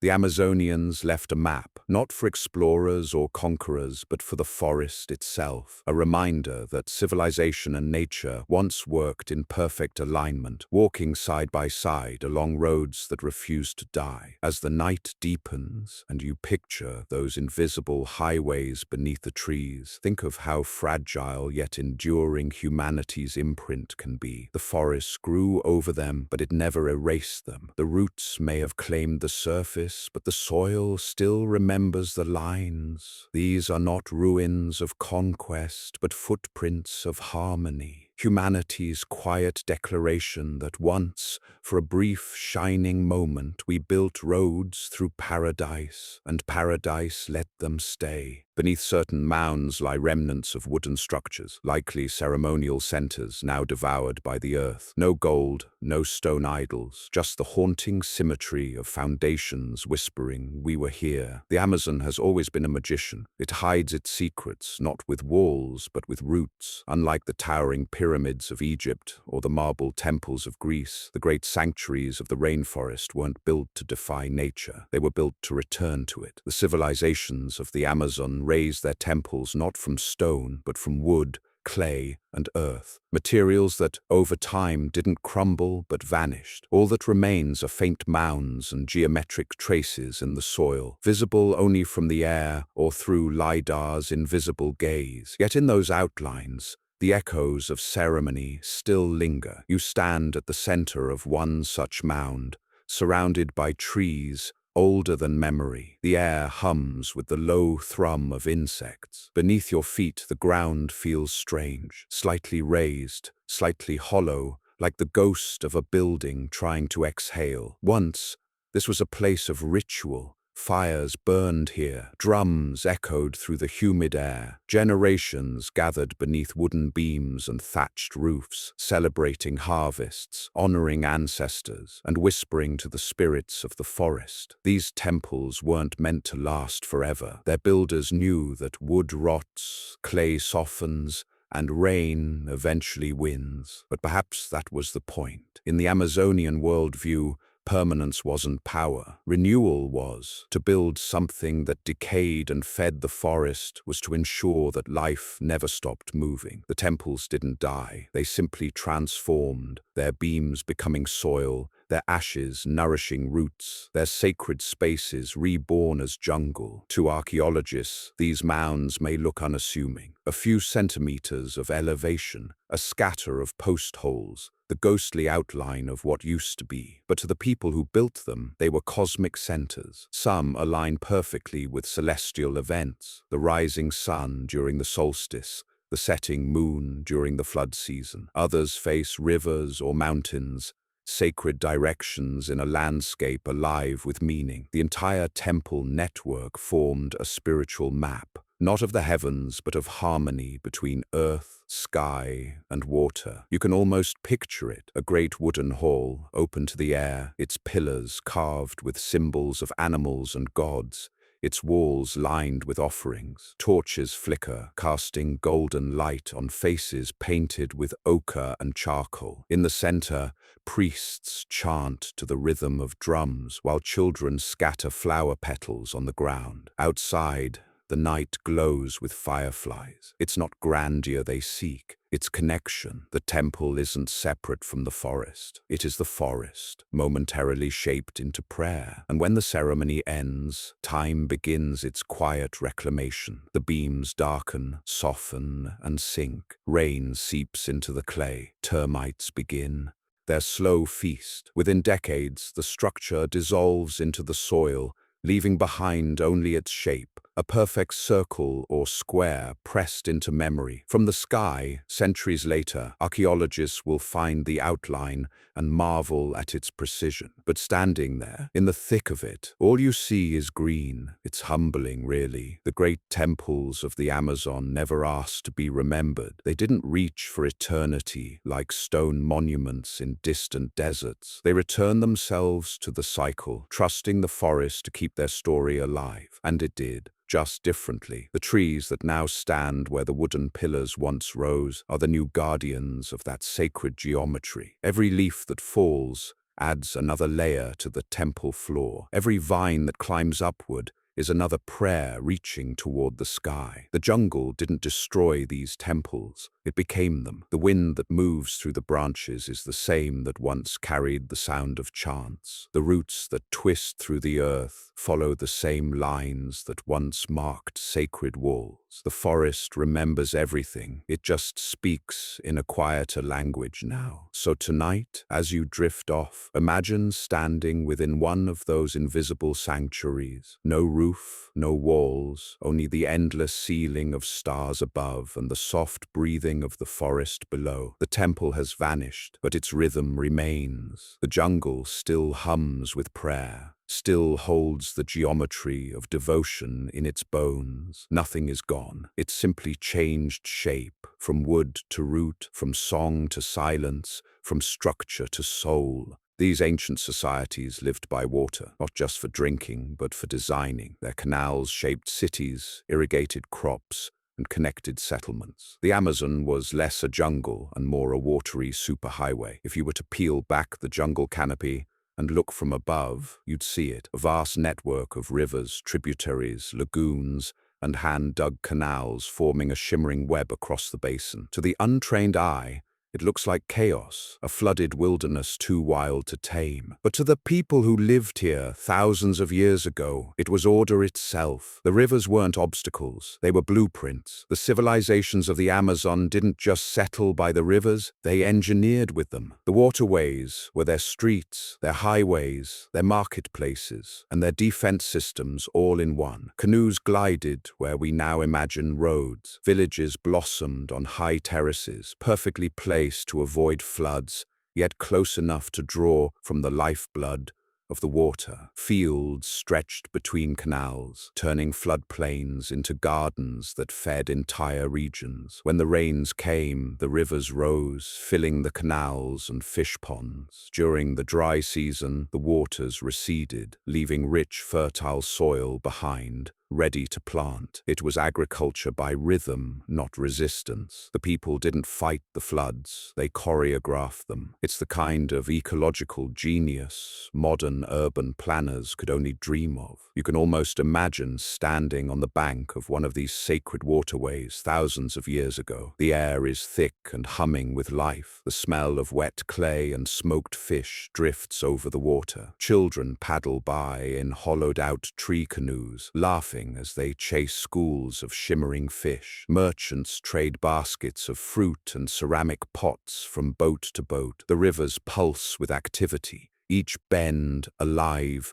with human purpose. For these people, water wasn't just a resource, it was identity. The rivers shaped their myths, their architecture, even their gods. Some of the earliest Amazonian societies believed the waterways were veins of the earth, carrying the breath of life from one corner of the world to another. The water connected everything, the living and the dead, the sky and the soil, the human and the divine. To pollute it or control it too harshly wasn't just impractical, it was sacrilege. Archaeologists have found canals stretching for kilometers, built with astonishing precision. They run in perfect lines, linking artificial lakes and reservoirs to vast grid-like systems. Some are wide enough to navigate by boat, others were irrigation channels that distributed floodwater like veins through a living body. In places like the Llanos de Mojos in Bolivia, these waterways formed entire aquatic civilizations. Tens of thousands of square kilometers of engineered wetlands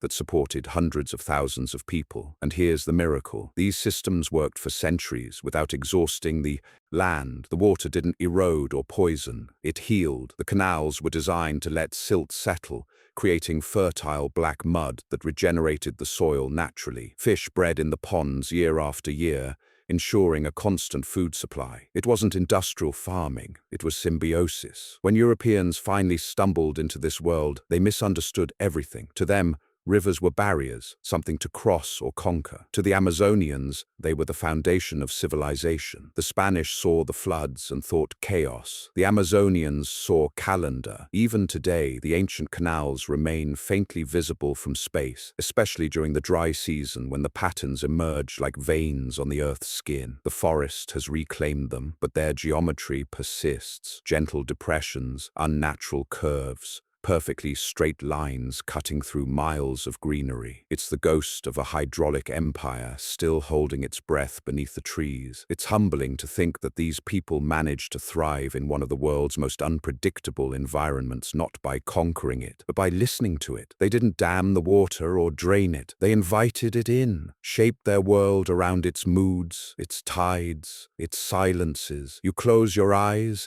and hear it now, the steady ripple of the current, the splash of a paddle, the low hum of insects rising like a choir, somewhere out there, beneath the stillness of the modern jungle. Those ancient waterways are still there, patient, invisible, and perfectly aligned. The forest may have claimed the surface, but underneath, the rivers still run where they were placed by hands long gone, because the Amazon was never just a forest. It was, and still is, a civilization of water, and its people, the people of the sacred rivers, didn't build monuments to themselves. They built motion, they built memory that flows forever. The civilization didn't collapse from war or greed. It simply merged with nature, an elegant disappearing act. Instead of building walls, they built forests. Instead of conquest, they left harmony. It's the quietest mic drop in history. When we talk about civilizations falling, we picture drama, flames licking the horizon, armies breaking gates, statues toppling. The tragic music swells as marble cracks and the credits roll. But the story of the ancient Amazonians is different, almost annoyingly peaceful. There was no war,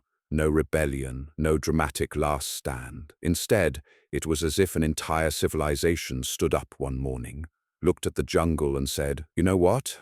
You've got this." And then they quietly stepped aside. It wasn't failure, it was transformation. Their cities didn't crumble overnight, they simply faded. Roads softened into soil, canals filled with silt and turned into streams. Fields became groves. The wooden temples, built to breathe rather than endure, were gently eaten by the earth they honored. The people who remained didn't vanish. They adapted. Some retreated into smaller communities. Others blended with neighboring groups. The descendants of those architects, farmers, and astronomers still live in the Amazon today, carrying fragments of that ancient knowledge in rituals, songs, and oral histories. If you listen closely, you can still hear traces of that worldview. In the myths of modern indigenous tribes, like the Kwikuro, the Kayapo, and the Shipibo, echoes remain of a time when humans and forests spoke the same language. Stories of rivers that were once roads, trees that remember their planters, and stars that guided city builders long before telescopes existed. These aren't coincidences. They're cultural fossils, soft but unmistakable, preserved in human memory, even as the physical world was reclaimed by vines. You can almost imagine the final generation of that civilization, watching their once ordered world blur into green. They wouldn't have seen it as loss. To them, the forest wasn't an invader. It was a continuation. The jungle wasn't their enemy. It was their inheritance. The people who had engineered the Amazon's ecological harmony didn't fear being forgotten. They trusted the forest to remember for them, and it did. Every terrace that still holds its shape after 1,000 rainy seasons. Every patch of Terra Preta that keeps growing crops centuries later.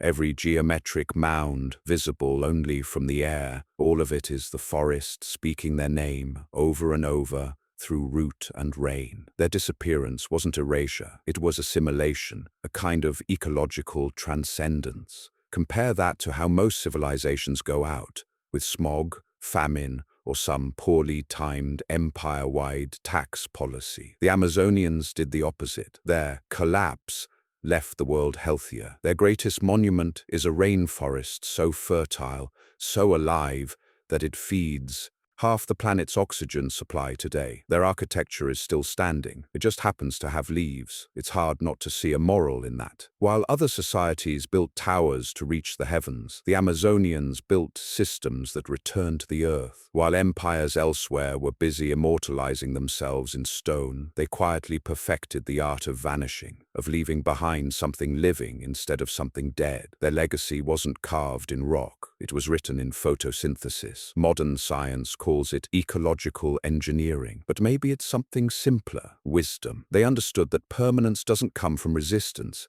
it comes from rhythm. You can fight the jungle, or you can become part of its song. You stand now in the middle of what used to be one of their plazas. There's no monument, no marker, no plaque, just trees whispering above you and the faint hum of insects in the dusk. But if you close your eyes, you can feel it, that quiet sense of balance, the knowing that everything that lived here is still here, just rearranged. Because in the end, the Amazonian civilization didn't fall. It grew roots. It traded its monuments for ecosystems, its cities for forests, its walls for wind, and while every other empire of its time has turned to dust, theirs has turned to green, still growing, still breathing, still reminding us that the softest endings often last the longest. So tonight, as you fall asleep, remember, not every civilization needs to burn out to be remembered. Some simply bloom, fade, and keep living through the forest that grows over them. Theirs was not a fall, it was a return home.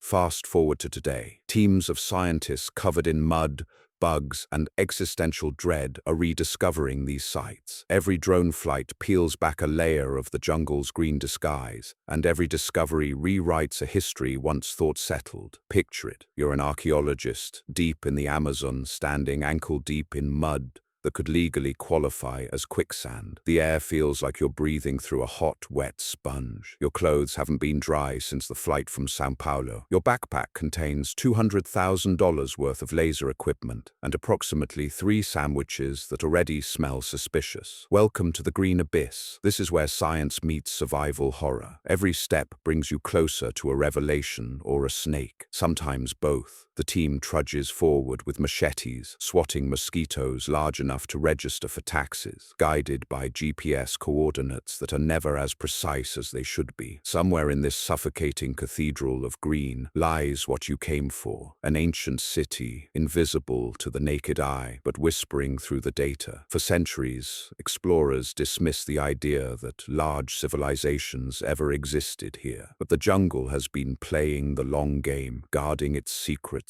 under layers of vines, soil, and humidity thick enough to destroy any evidence of human ambition. It took a technological miracle to break that silence. LiDAR, light detection and ranging, a form of airborne laser scanning that maps the ground beneath the canopy. In one pass, it strips away every tree, every leaf, every deception, revealing the Earth's true shape below. And what it's found is staggering: perfect circles where villages once stood, gridded roads that stretch for miles, terraces, canals, and ceremonial mounds hidden beneath the densest vegetation on Earth. Every scan redraws the map, turning empty wilderness into the ghost of a metropolis. What used to be a jungle myth is now a growing database of coordinates, thousands of them, each one proof that humanity had mastered this place long before history bothered to notice. The irony isn't lost on anyone out here. For hundreds of years, Western academics mocked early Spanish explorers like Francisco de Orellana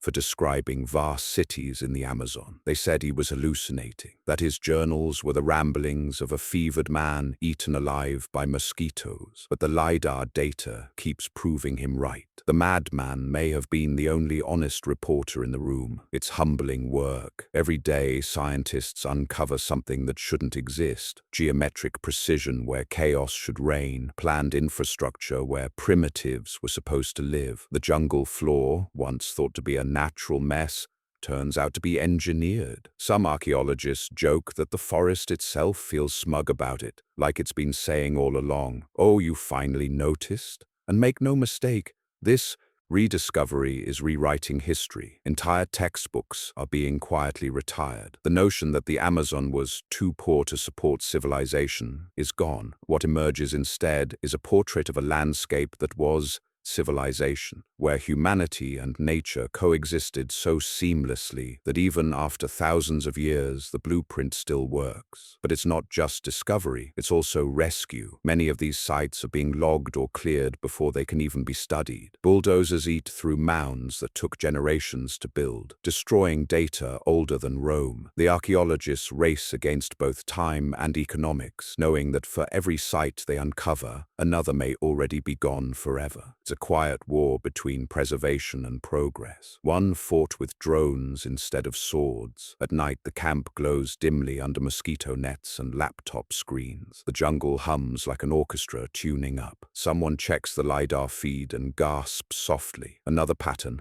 another road, another city. The team gathers around the glowing monitor, eyes wide, exhaustion momentarily forgotten. In the green abyss, under a sky thick with stars, they've just found another ghost of a civilization that refused to stay buried. And as you imagine them standing there, mud-caked, mosquito-bitten, yet glowing with awe, you realize something profound. The story of the Amazon isn't over. It's still being told, one laser pulse at a time. The jungle kept its secret for 1,000 years, and now, just as humanity is learning how to listen again, it's finally whispering the truth. Because maybe history doesn't just belong to the conquerors or the survivors. Maybe it also belongs to those who rediscover, those who look at a wall of green and see beneath it a city waiting to breathe again. The ancient Amazonians might have achieved sustainability thousands of years before the word existed. Meanwhile, we invented plastic straws. The irony isn't lost on anyone, least of all the forest. Here's the uncomfortable truth. The people who lived in the Amazon thousands of years ago may have been more technologically balanced than we are now. Sure, they didn't have Wi-Fi or indoor plumbing, but they did manage something we still can't seem to pull off, living in perfect equilibrium with their environment.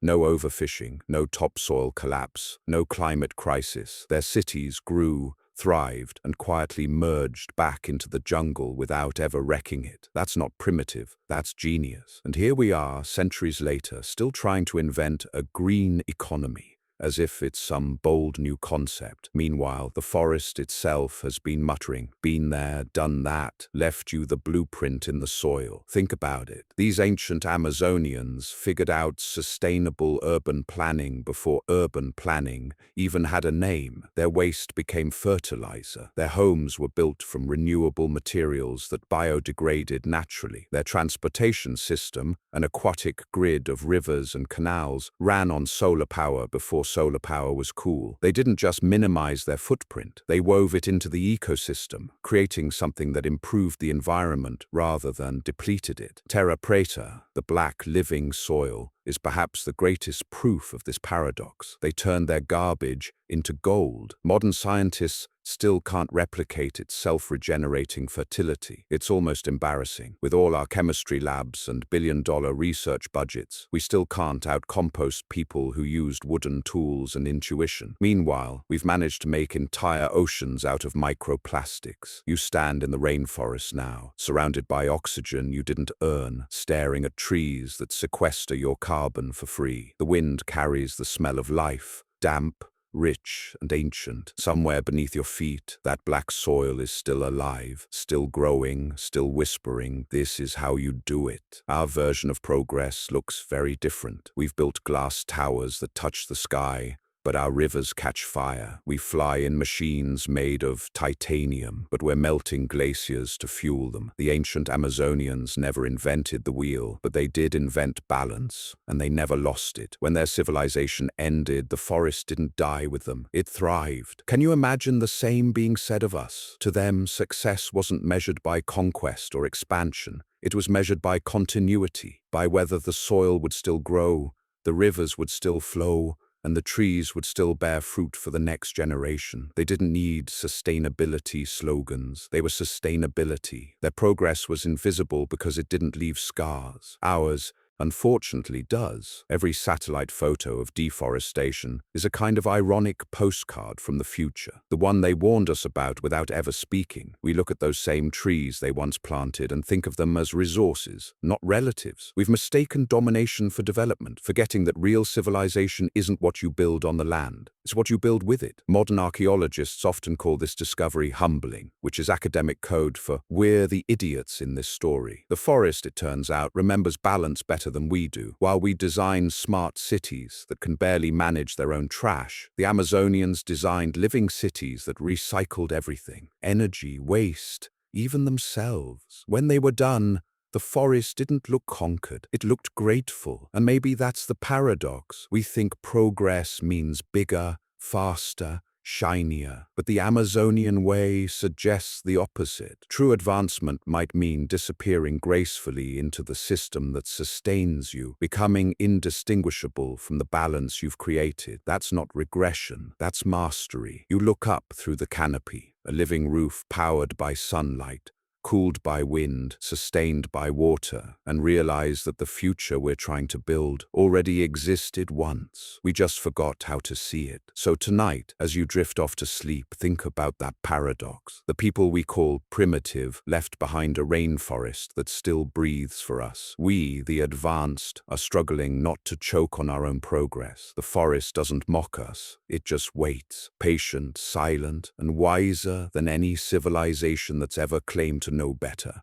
Some botanists argue that the Amazon's composition is not random. The trees we see today were planted generations ago, remnants of prehistoric agroforestry. The forest itself is a living garden, one that remembers its gardeners. Walk through the Amazon, and it's easy to believe you're in untouched wilderness, a realm ruled by chance and chaos, where vines, moss, and moisture have conspired to grow without plan or purpose. But look closer. The patterns begin to emerge, the clusters of fruit-bearing trees, the unexpected density of palms, the patches of fertile black soil, precisely where humans once lived. They're too deliberate to be coincidence. The forest isn't wild, it's curated, not by modern hands, but by ancient ones that shaped this green labyrinth long before it swallowed their memory. Everywhere scientists look, they find evidence that the forest composition was engineered. Nearly half of the Amazon's most common tree species, from cacao to acai to Brazil nut, are species that thrive near human habitation. They don't just appear, they persist. It's as if someone planted a vast botanical library, walked away, and let nature handle the archiving. The result, a rainforest that's both natural and cultivated, a living monument to those who once gardened the earth itself. It's not hard to imagine how it began. 1,000 years ago, a small community settles along a riverbank. They plant what they need: cassava, peach palms, guava, nut trees. Over generations, they select and replant, slowly encouraging the forest to become more generous, more edible, more alive. When floods come, seeds spread downstream, colonizing new ground. Birds carry fruit pits into the canopy. What started as a garden becomes a biome. Humanity disappears, and the forest keeps the rhythm going. You can almost picture the scene: a family tending to an orchard that doesn't look like an orchard at all, just part of the forest, except every plant has a purpose. A mother teaching her child which trees bear medicine, which vines hold water, which leaves to crush for dye. Each lesson passed down becomes a kind of invisible architecture, a pattern of planting and harvesting that still shapes the forest today. These people weren't conquering the wilderness, they were editing it. Botanists call it anthropogenic ecology, ecosystems designed by human activity but sustained by nature. It's not manipulation, it's partnership. The ancient Amazonians didn't impose their will on the jungle, they coaxed it into cooperation. Instead of plowing or burning, they cultivated diversity. Their gardens looked wild but weren't. The chaos was an illusion, a deliberate, elegant one. Modern researchers have identified forest islands scattered throughout the basin, patches of unusually fertile land covered in fruit trees, spaced at intervals that perfectly match human settlement patterns. Some are thousands of years old. Beneath their roots, archaeologists find pottery shards,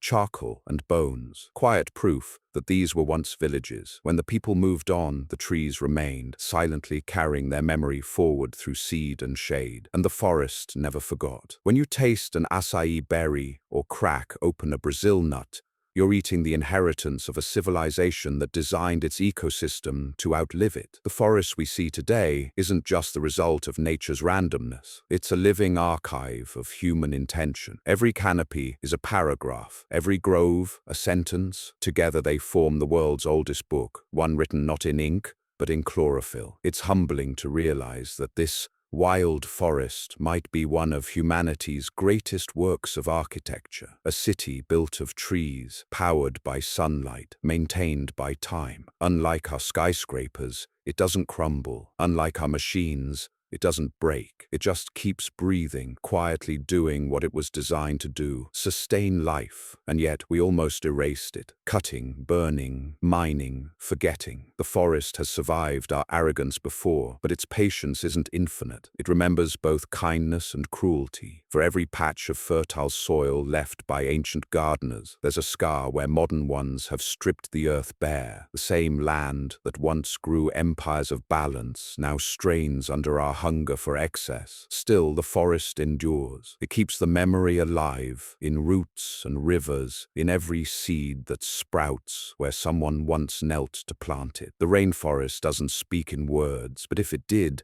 its message would be simple. You were here, I remember you, and I'm still growing. So tonight, as you fall asleep, imagine the Amazon as it truly is. Not an untouched wilderness, but a vast, breathing museum of human legacy. Beneath the leaves, beneath the silence, lies proof that we once knew how to live in harmony with the world. The forest remembers, even if we don't. In Bolivia's Llanos de Mojos, LiDAR has revealed entire lost cities, complete with pyramids and ceremonial causeways. Thousands of people once lived here, then disappeared, leaving behind earthworks so massive they look like the fingerprints of giants. From the ground, the Llanos de Mojos looks like an endless wetland, flat, green, and quietly deceptive. In the rainy season, it floods so completely that the horizon dissolves into sky. In the dry season, it hardens into cracked clay and thorny grass. For centuries, explorers dismissed it as inhospitable, just another patch of nature doing what nature does best, making humans regret their life choices. But from above, under the eye of LiDAR's invisible lasers, the illusion breaks. Beneath that endless green lies one of the most astonishing archaeological landscapes on Earth. Massive platforms rise out of the floodplain, rectangular mounds stretching hundreds of meters across. Between them, straight causeways run in geometric perfection, connecting settlement to settlement in an ancient highway network that once buzzed with life. Canals lace the land like veins, carrying water from one village to another. And in the heart of it all stand pyramids, not stone but earth, carefully sculpted by hand,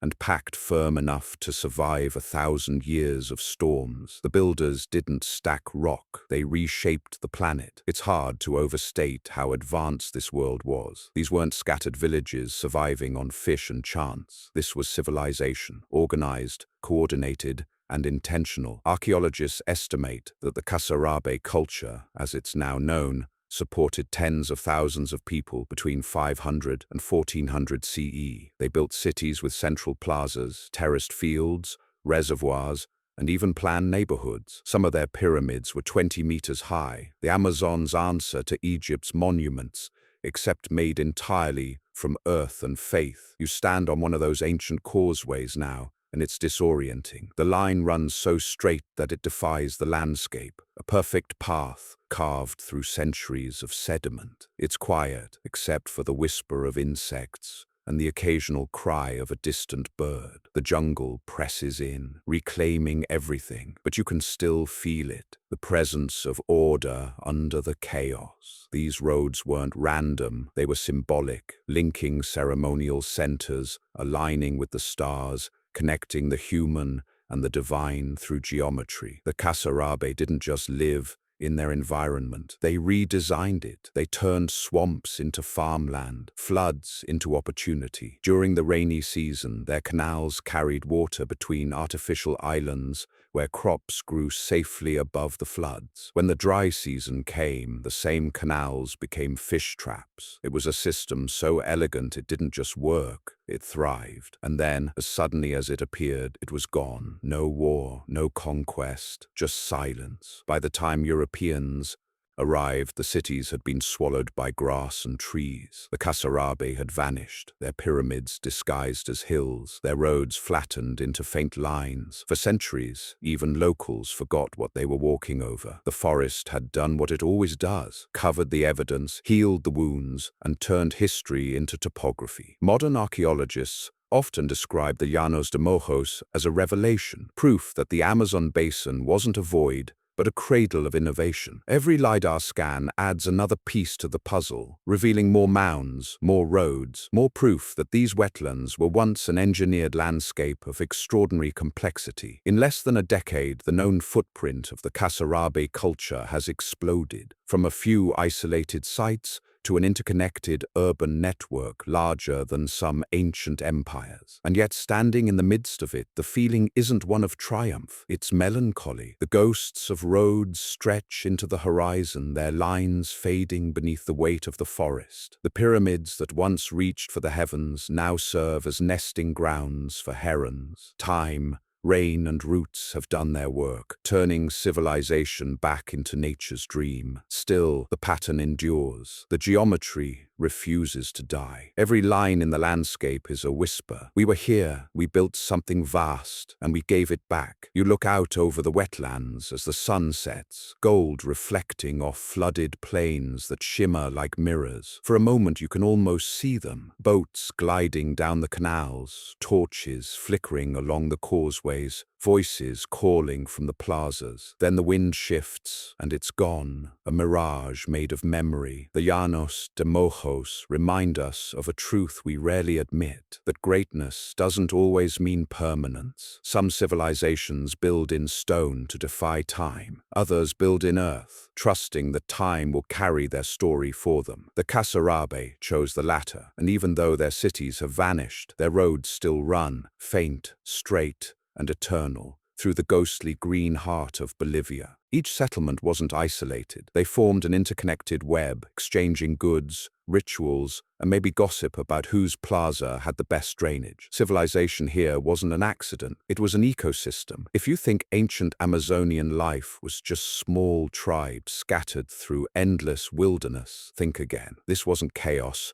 It was choreography. Villages, towns, and ceremonial centers were spread across thousands of kilometers, all connected by straight, deliberate roads and waterways. The rainforest, far from being a barrier, was the bloodstream of a continental civilization, pumping trade, communication, and culture from one end to the other, like a living, breathing organism. Imagine standing on a raised causeway centuries ago, watching a flotilla of dugout canoes glide down a canal at sunrise. The air smells of wet clay and roasted cassava. The hum of insects blends with the rhythm of paddles hitting the water. Traders carry pottery, salt, fruit, and woven fabrics, moving between cities that were never meant to be isolated. In the Amazon, distance didn't divide people. Rivers connected them. This network wasn't random. It was intentional, designed with the same precision we reserve for subway maps and fiber optic grids. Archaeologists have traced roads linking settlements separated by hundreds of kilometers, all aligned to cardinal directions and built to survive the region's brutal cycles of flood and drought. These roads weren't just for transport, they were ceremonial too. Processions, festivals, and trade all flowed along the same arteries, blurring the line between commerce and spirituality. Every settlement was part of a bigger picture, a kind of ecological federation. One region specialized in pottery, another in fish farming, another in crops or tools. Resources were exchanged through a barter system that predated money,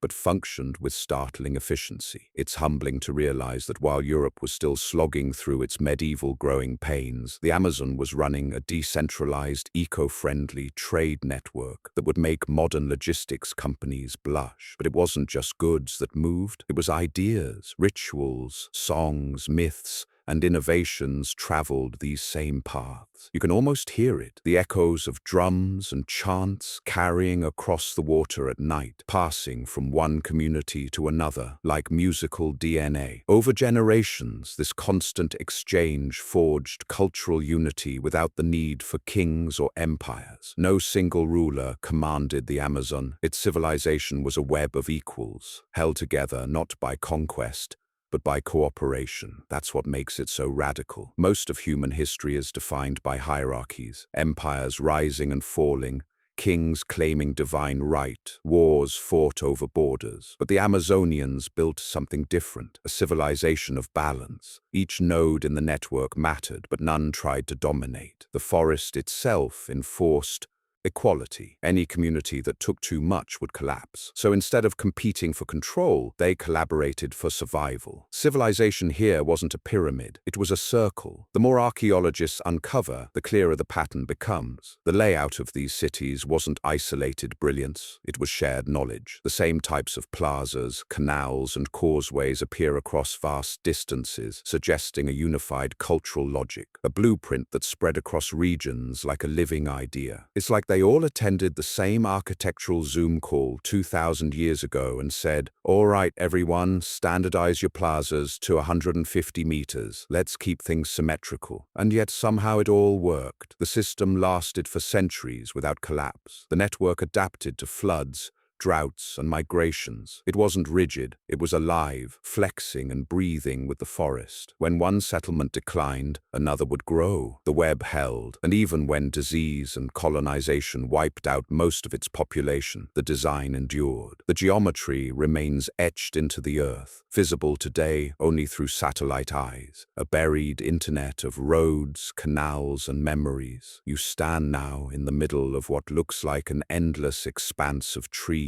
but beneath your feet lies connection. Each mound, each faint ridge in the soil, was once a node in a system of cooperation older than most nations. The forest may have reclaimed the cities, but the network still hums faintly beneath it, like a heartbeat, steady and unseen. It's strange, isn't it? We call ourselves the connected age, bragging about Wi-Fi and global trade. Yet thousands of years ago, people here built a society that managed the same, sustainably, harmoniously, and without a single email. So tonight, as you drift to sleep, imagine that invisible web, the rivers as glowing lines, the plazas as constellations, the ancient songs still echoing through the trees. Civilization didn't vanish here, it just changed its medium. The Amazon's network is still alive, woven into the forest itself, an ancient, silent internet built of roots, rivers, and memory.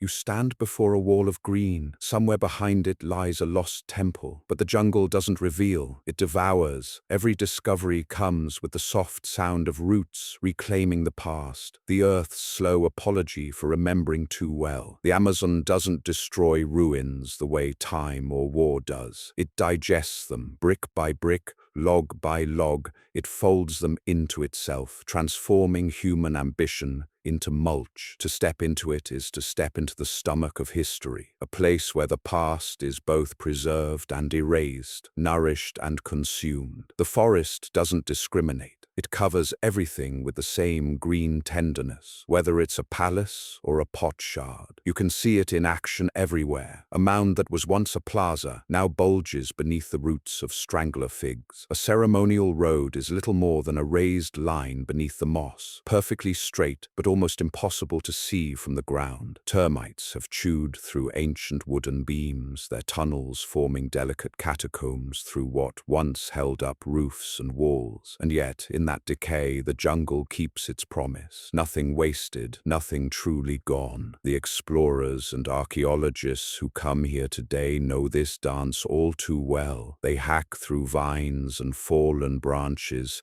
sweating through their shirts, only to realize that the hill they're standing on is actually a temple so thoroughly eaten that the earth itself now wears it like a second skin. The air smells of life and rot, the same perfume that has both concealed and protected these ruins for centuries. When you touch one of those moss-covered walls, it doesn't feel like stone, it feels like memory, soft, damp, alive. The forest has fused itself to the structure, fusing biology and architecture into one inseparable form. You can't cleanly separate where civilization ends and nature begins. That's the magic and the melancholy of the Amazon. In most parts of the world, we mourn what's been lost to nature, cities overtaken by vines, roads reclaimed by sand, monuments swallowed by the sea. But here, It feels deliberate, as though the people who built this world wanted it to disappear gracefully. The Amazonians never waged war against the jungle. They built with materials that could return to it. Their houses, their temples, their roads, all designed to biodegrade. They left behind no skeletons of empire, only bones that would one day bloom. You can almost picture the transition, a generation dying out, their rituals fading, and then the forest taking its slow breath inwards, trees sprouting through plazas, vines crawling across rooftops, the steady drumbeat of rain erasing footprints. Within a few decades, the line between architecture and vegetation vanishes. 1,000 years later, someone finds it again and calls it discovery. The irony, of course, is that the jungle, in eating the past, also preserves it. The thick layers of soil and roots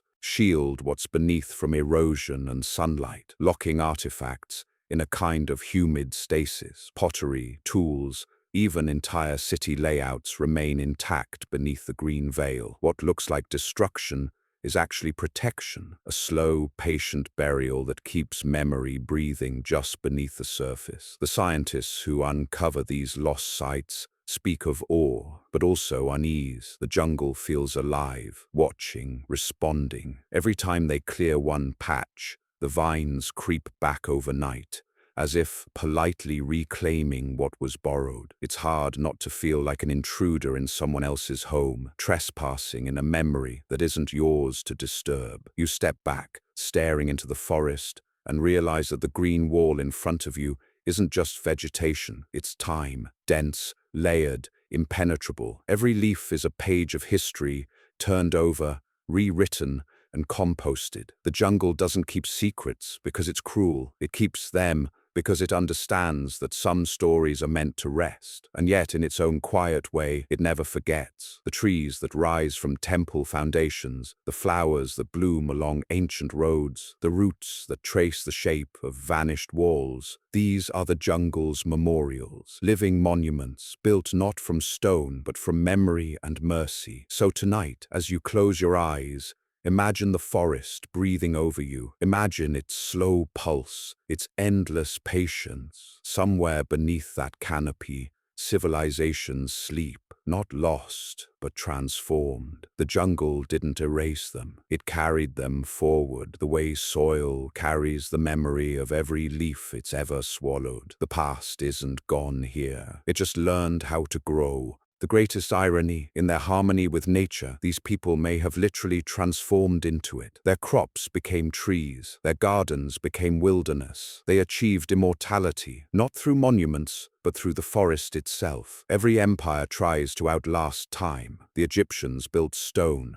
the Romans built marble, the Chinese built walls you can see from space, the Amazonians built life. And that might be the only structure that never truly falls. They didn't need pyramids or temples of granite. They left behind chlorophyll and carbon, roots and rain. When their civilization ended, it didn't crumble into ruin. It simply exhaled and became the forest we know today. You walk through it now. What was once their home, their city, their heart. The air feels heavy, the kind of humidity that sticks to your skin and whispers secrets through the trees. The canopy is so thick it filters the sunlight into liquid green. It's easy to forget that every tree here might stand where a home once did, that every root might thread through the remains of a plaza, a field, a hearth. The jungle isn't their grave, it's their reincarnation. Archaeologists call it the Great Assimilation. Over centuries, the crops, orchards, and managed forests of ancient Amazonians blurred into wild nature. Peach palms and cacao trees, once cultivated, now stand in natural groves. Cassava, papaya, and guava grow in patterns that make no ecological sense unless someone once planted them. The so-called wild forest is full of human fingerprints,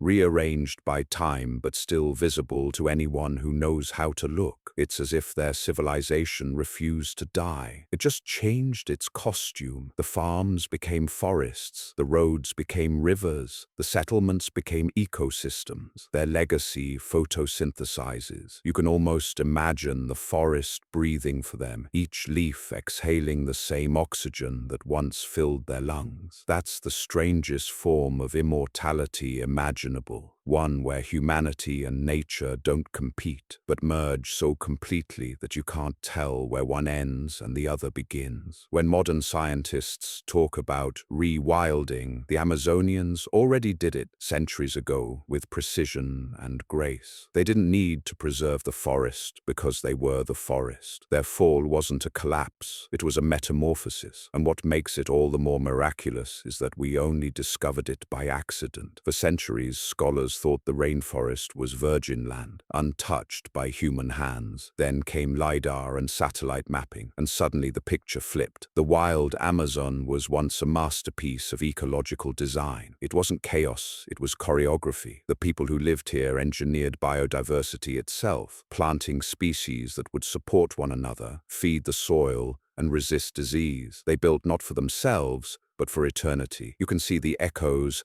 everywhere. The patches of unusually fertile soil, Terra, Preta, still regenerate and sustain crops thousands of years later. The balance of species, carefully maintained by ancient farmers, continues to thrive. Even the rhythm of the forest's growth cycles bears traces of human influence. The Amazon isn't a natural wonder, it's a cultural one, a living monument built by invisible architects. You crouch down, run your fingers through the damp soil, and feel it breathing. It's soft, rich, alive, filled with the same microorganisms that their hands once tended. Somewhere below, the remnants of a clay pot sleep beside the root of a tree that may have been its descendant. Civilization didn't vanish here. It composted itself into eternity. It's almost poetic. While most societies try to conquer nature, the Amazonians achieved what philosophers and poets have only dreamed of: to become one with it. They didn't seek dominance or defiance. They sought continuation. Their wisdom wasn't carved into stone tablets. It was encoded in DNA, passed on through seeds and soil. The forest is their library, and every rustle of leaves is a page turning in their story. As night falls, the air thickens with sound, frogs calling, insects buzzing, rain tapping against broad leaves. It feels alive in a way cities never do. You realize that somewhere in the murmur of life around you, the voices of those long-vanished people are still speaking, not in words, but in the language of balance, growth, and quiet resilience. So tonight, as you drift into sleep, think of that. A civilization that didn't die but dissolved into beauty. Their legacy isn't ruins or relics, but a rainforest that breathes their memory every second of every day. The forest doesn't just remember them, it is them, their last, greatest creation, still alive, still growing, still whispering through the green eternity they left behind. As satellites peel away the jungle's cover, one question remains: how much still sleeps below? Each scan uncovers more geometry, more pattern, more impossible cities waiting to be seen again. The rainforest may be young, but beneath it lies a memory millions of years deep.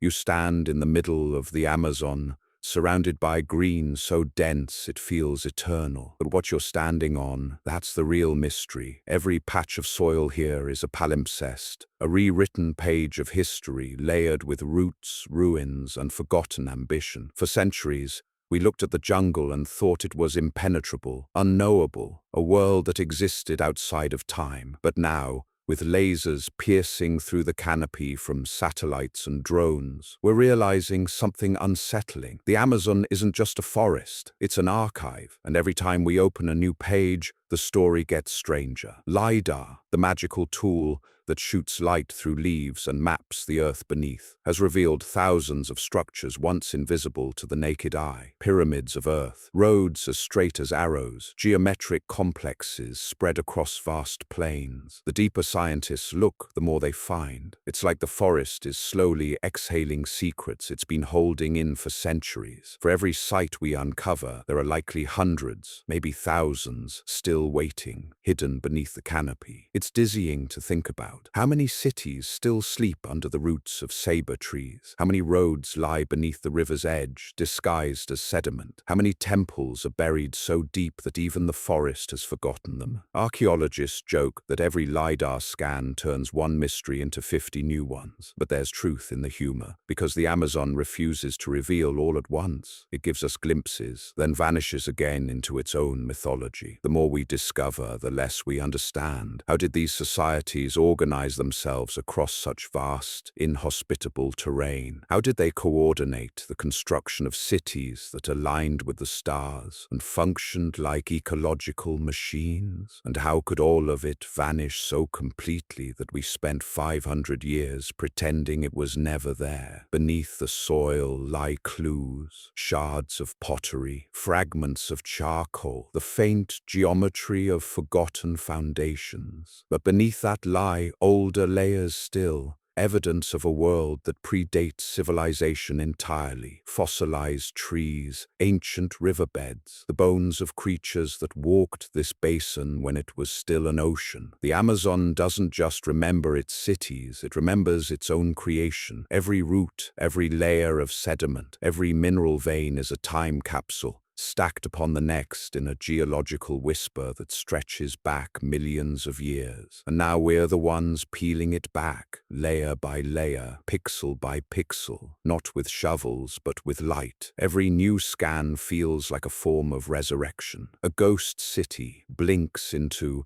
view for the first time in 1,000 years, glowing on a scientist's computer screen in fluorescent green. Roads appear, canals shimmer, entire civilizations emerge from digital fog, not in stone or gold, but in data points. It's archaeology turned science fiction, but beneath the excitement, there's a quiet awe, and maybe a warning, because for all that we uncover, the jungle seems to remind us that discovery always comes at a cost. Every tree cut down for a clearer view, every excavation that disturbs the soil risks breaking the very system that preserved these mysteries for so long. The Amazon has been a keeper of history, precisely because it was left alone. And now, in our quest to remember, we risk forgetting that. You kneel down and scoop a handful of earth. It's damp, cool, heavy with decay, and yet alive. Inside it, microscopic life forms are breaking down old carbon from civilizations that vanished long before your ancestors spoke their first words. Somewhere in that handful is the DNA of both tree and human, the shared residue of creation and collapse.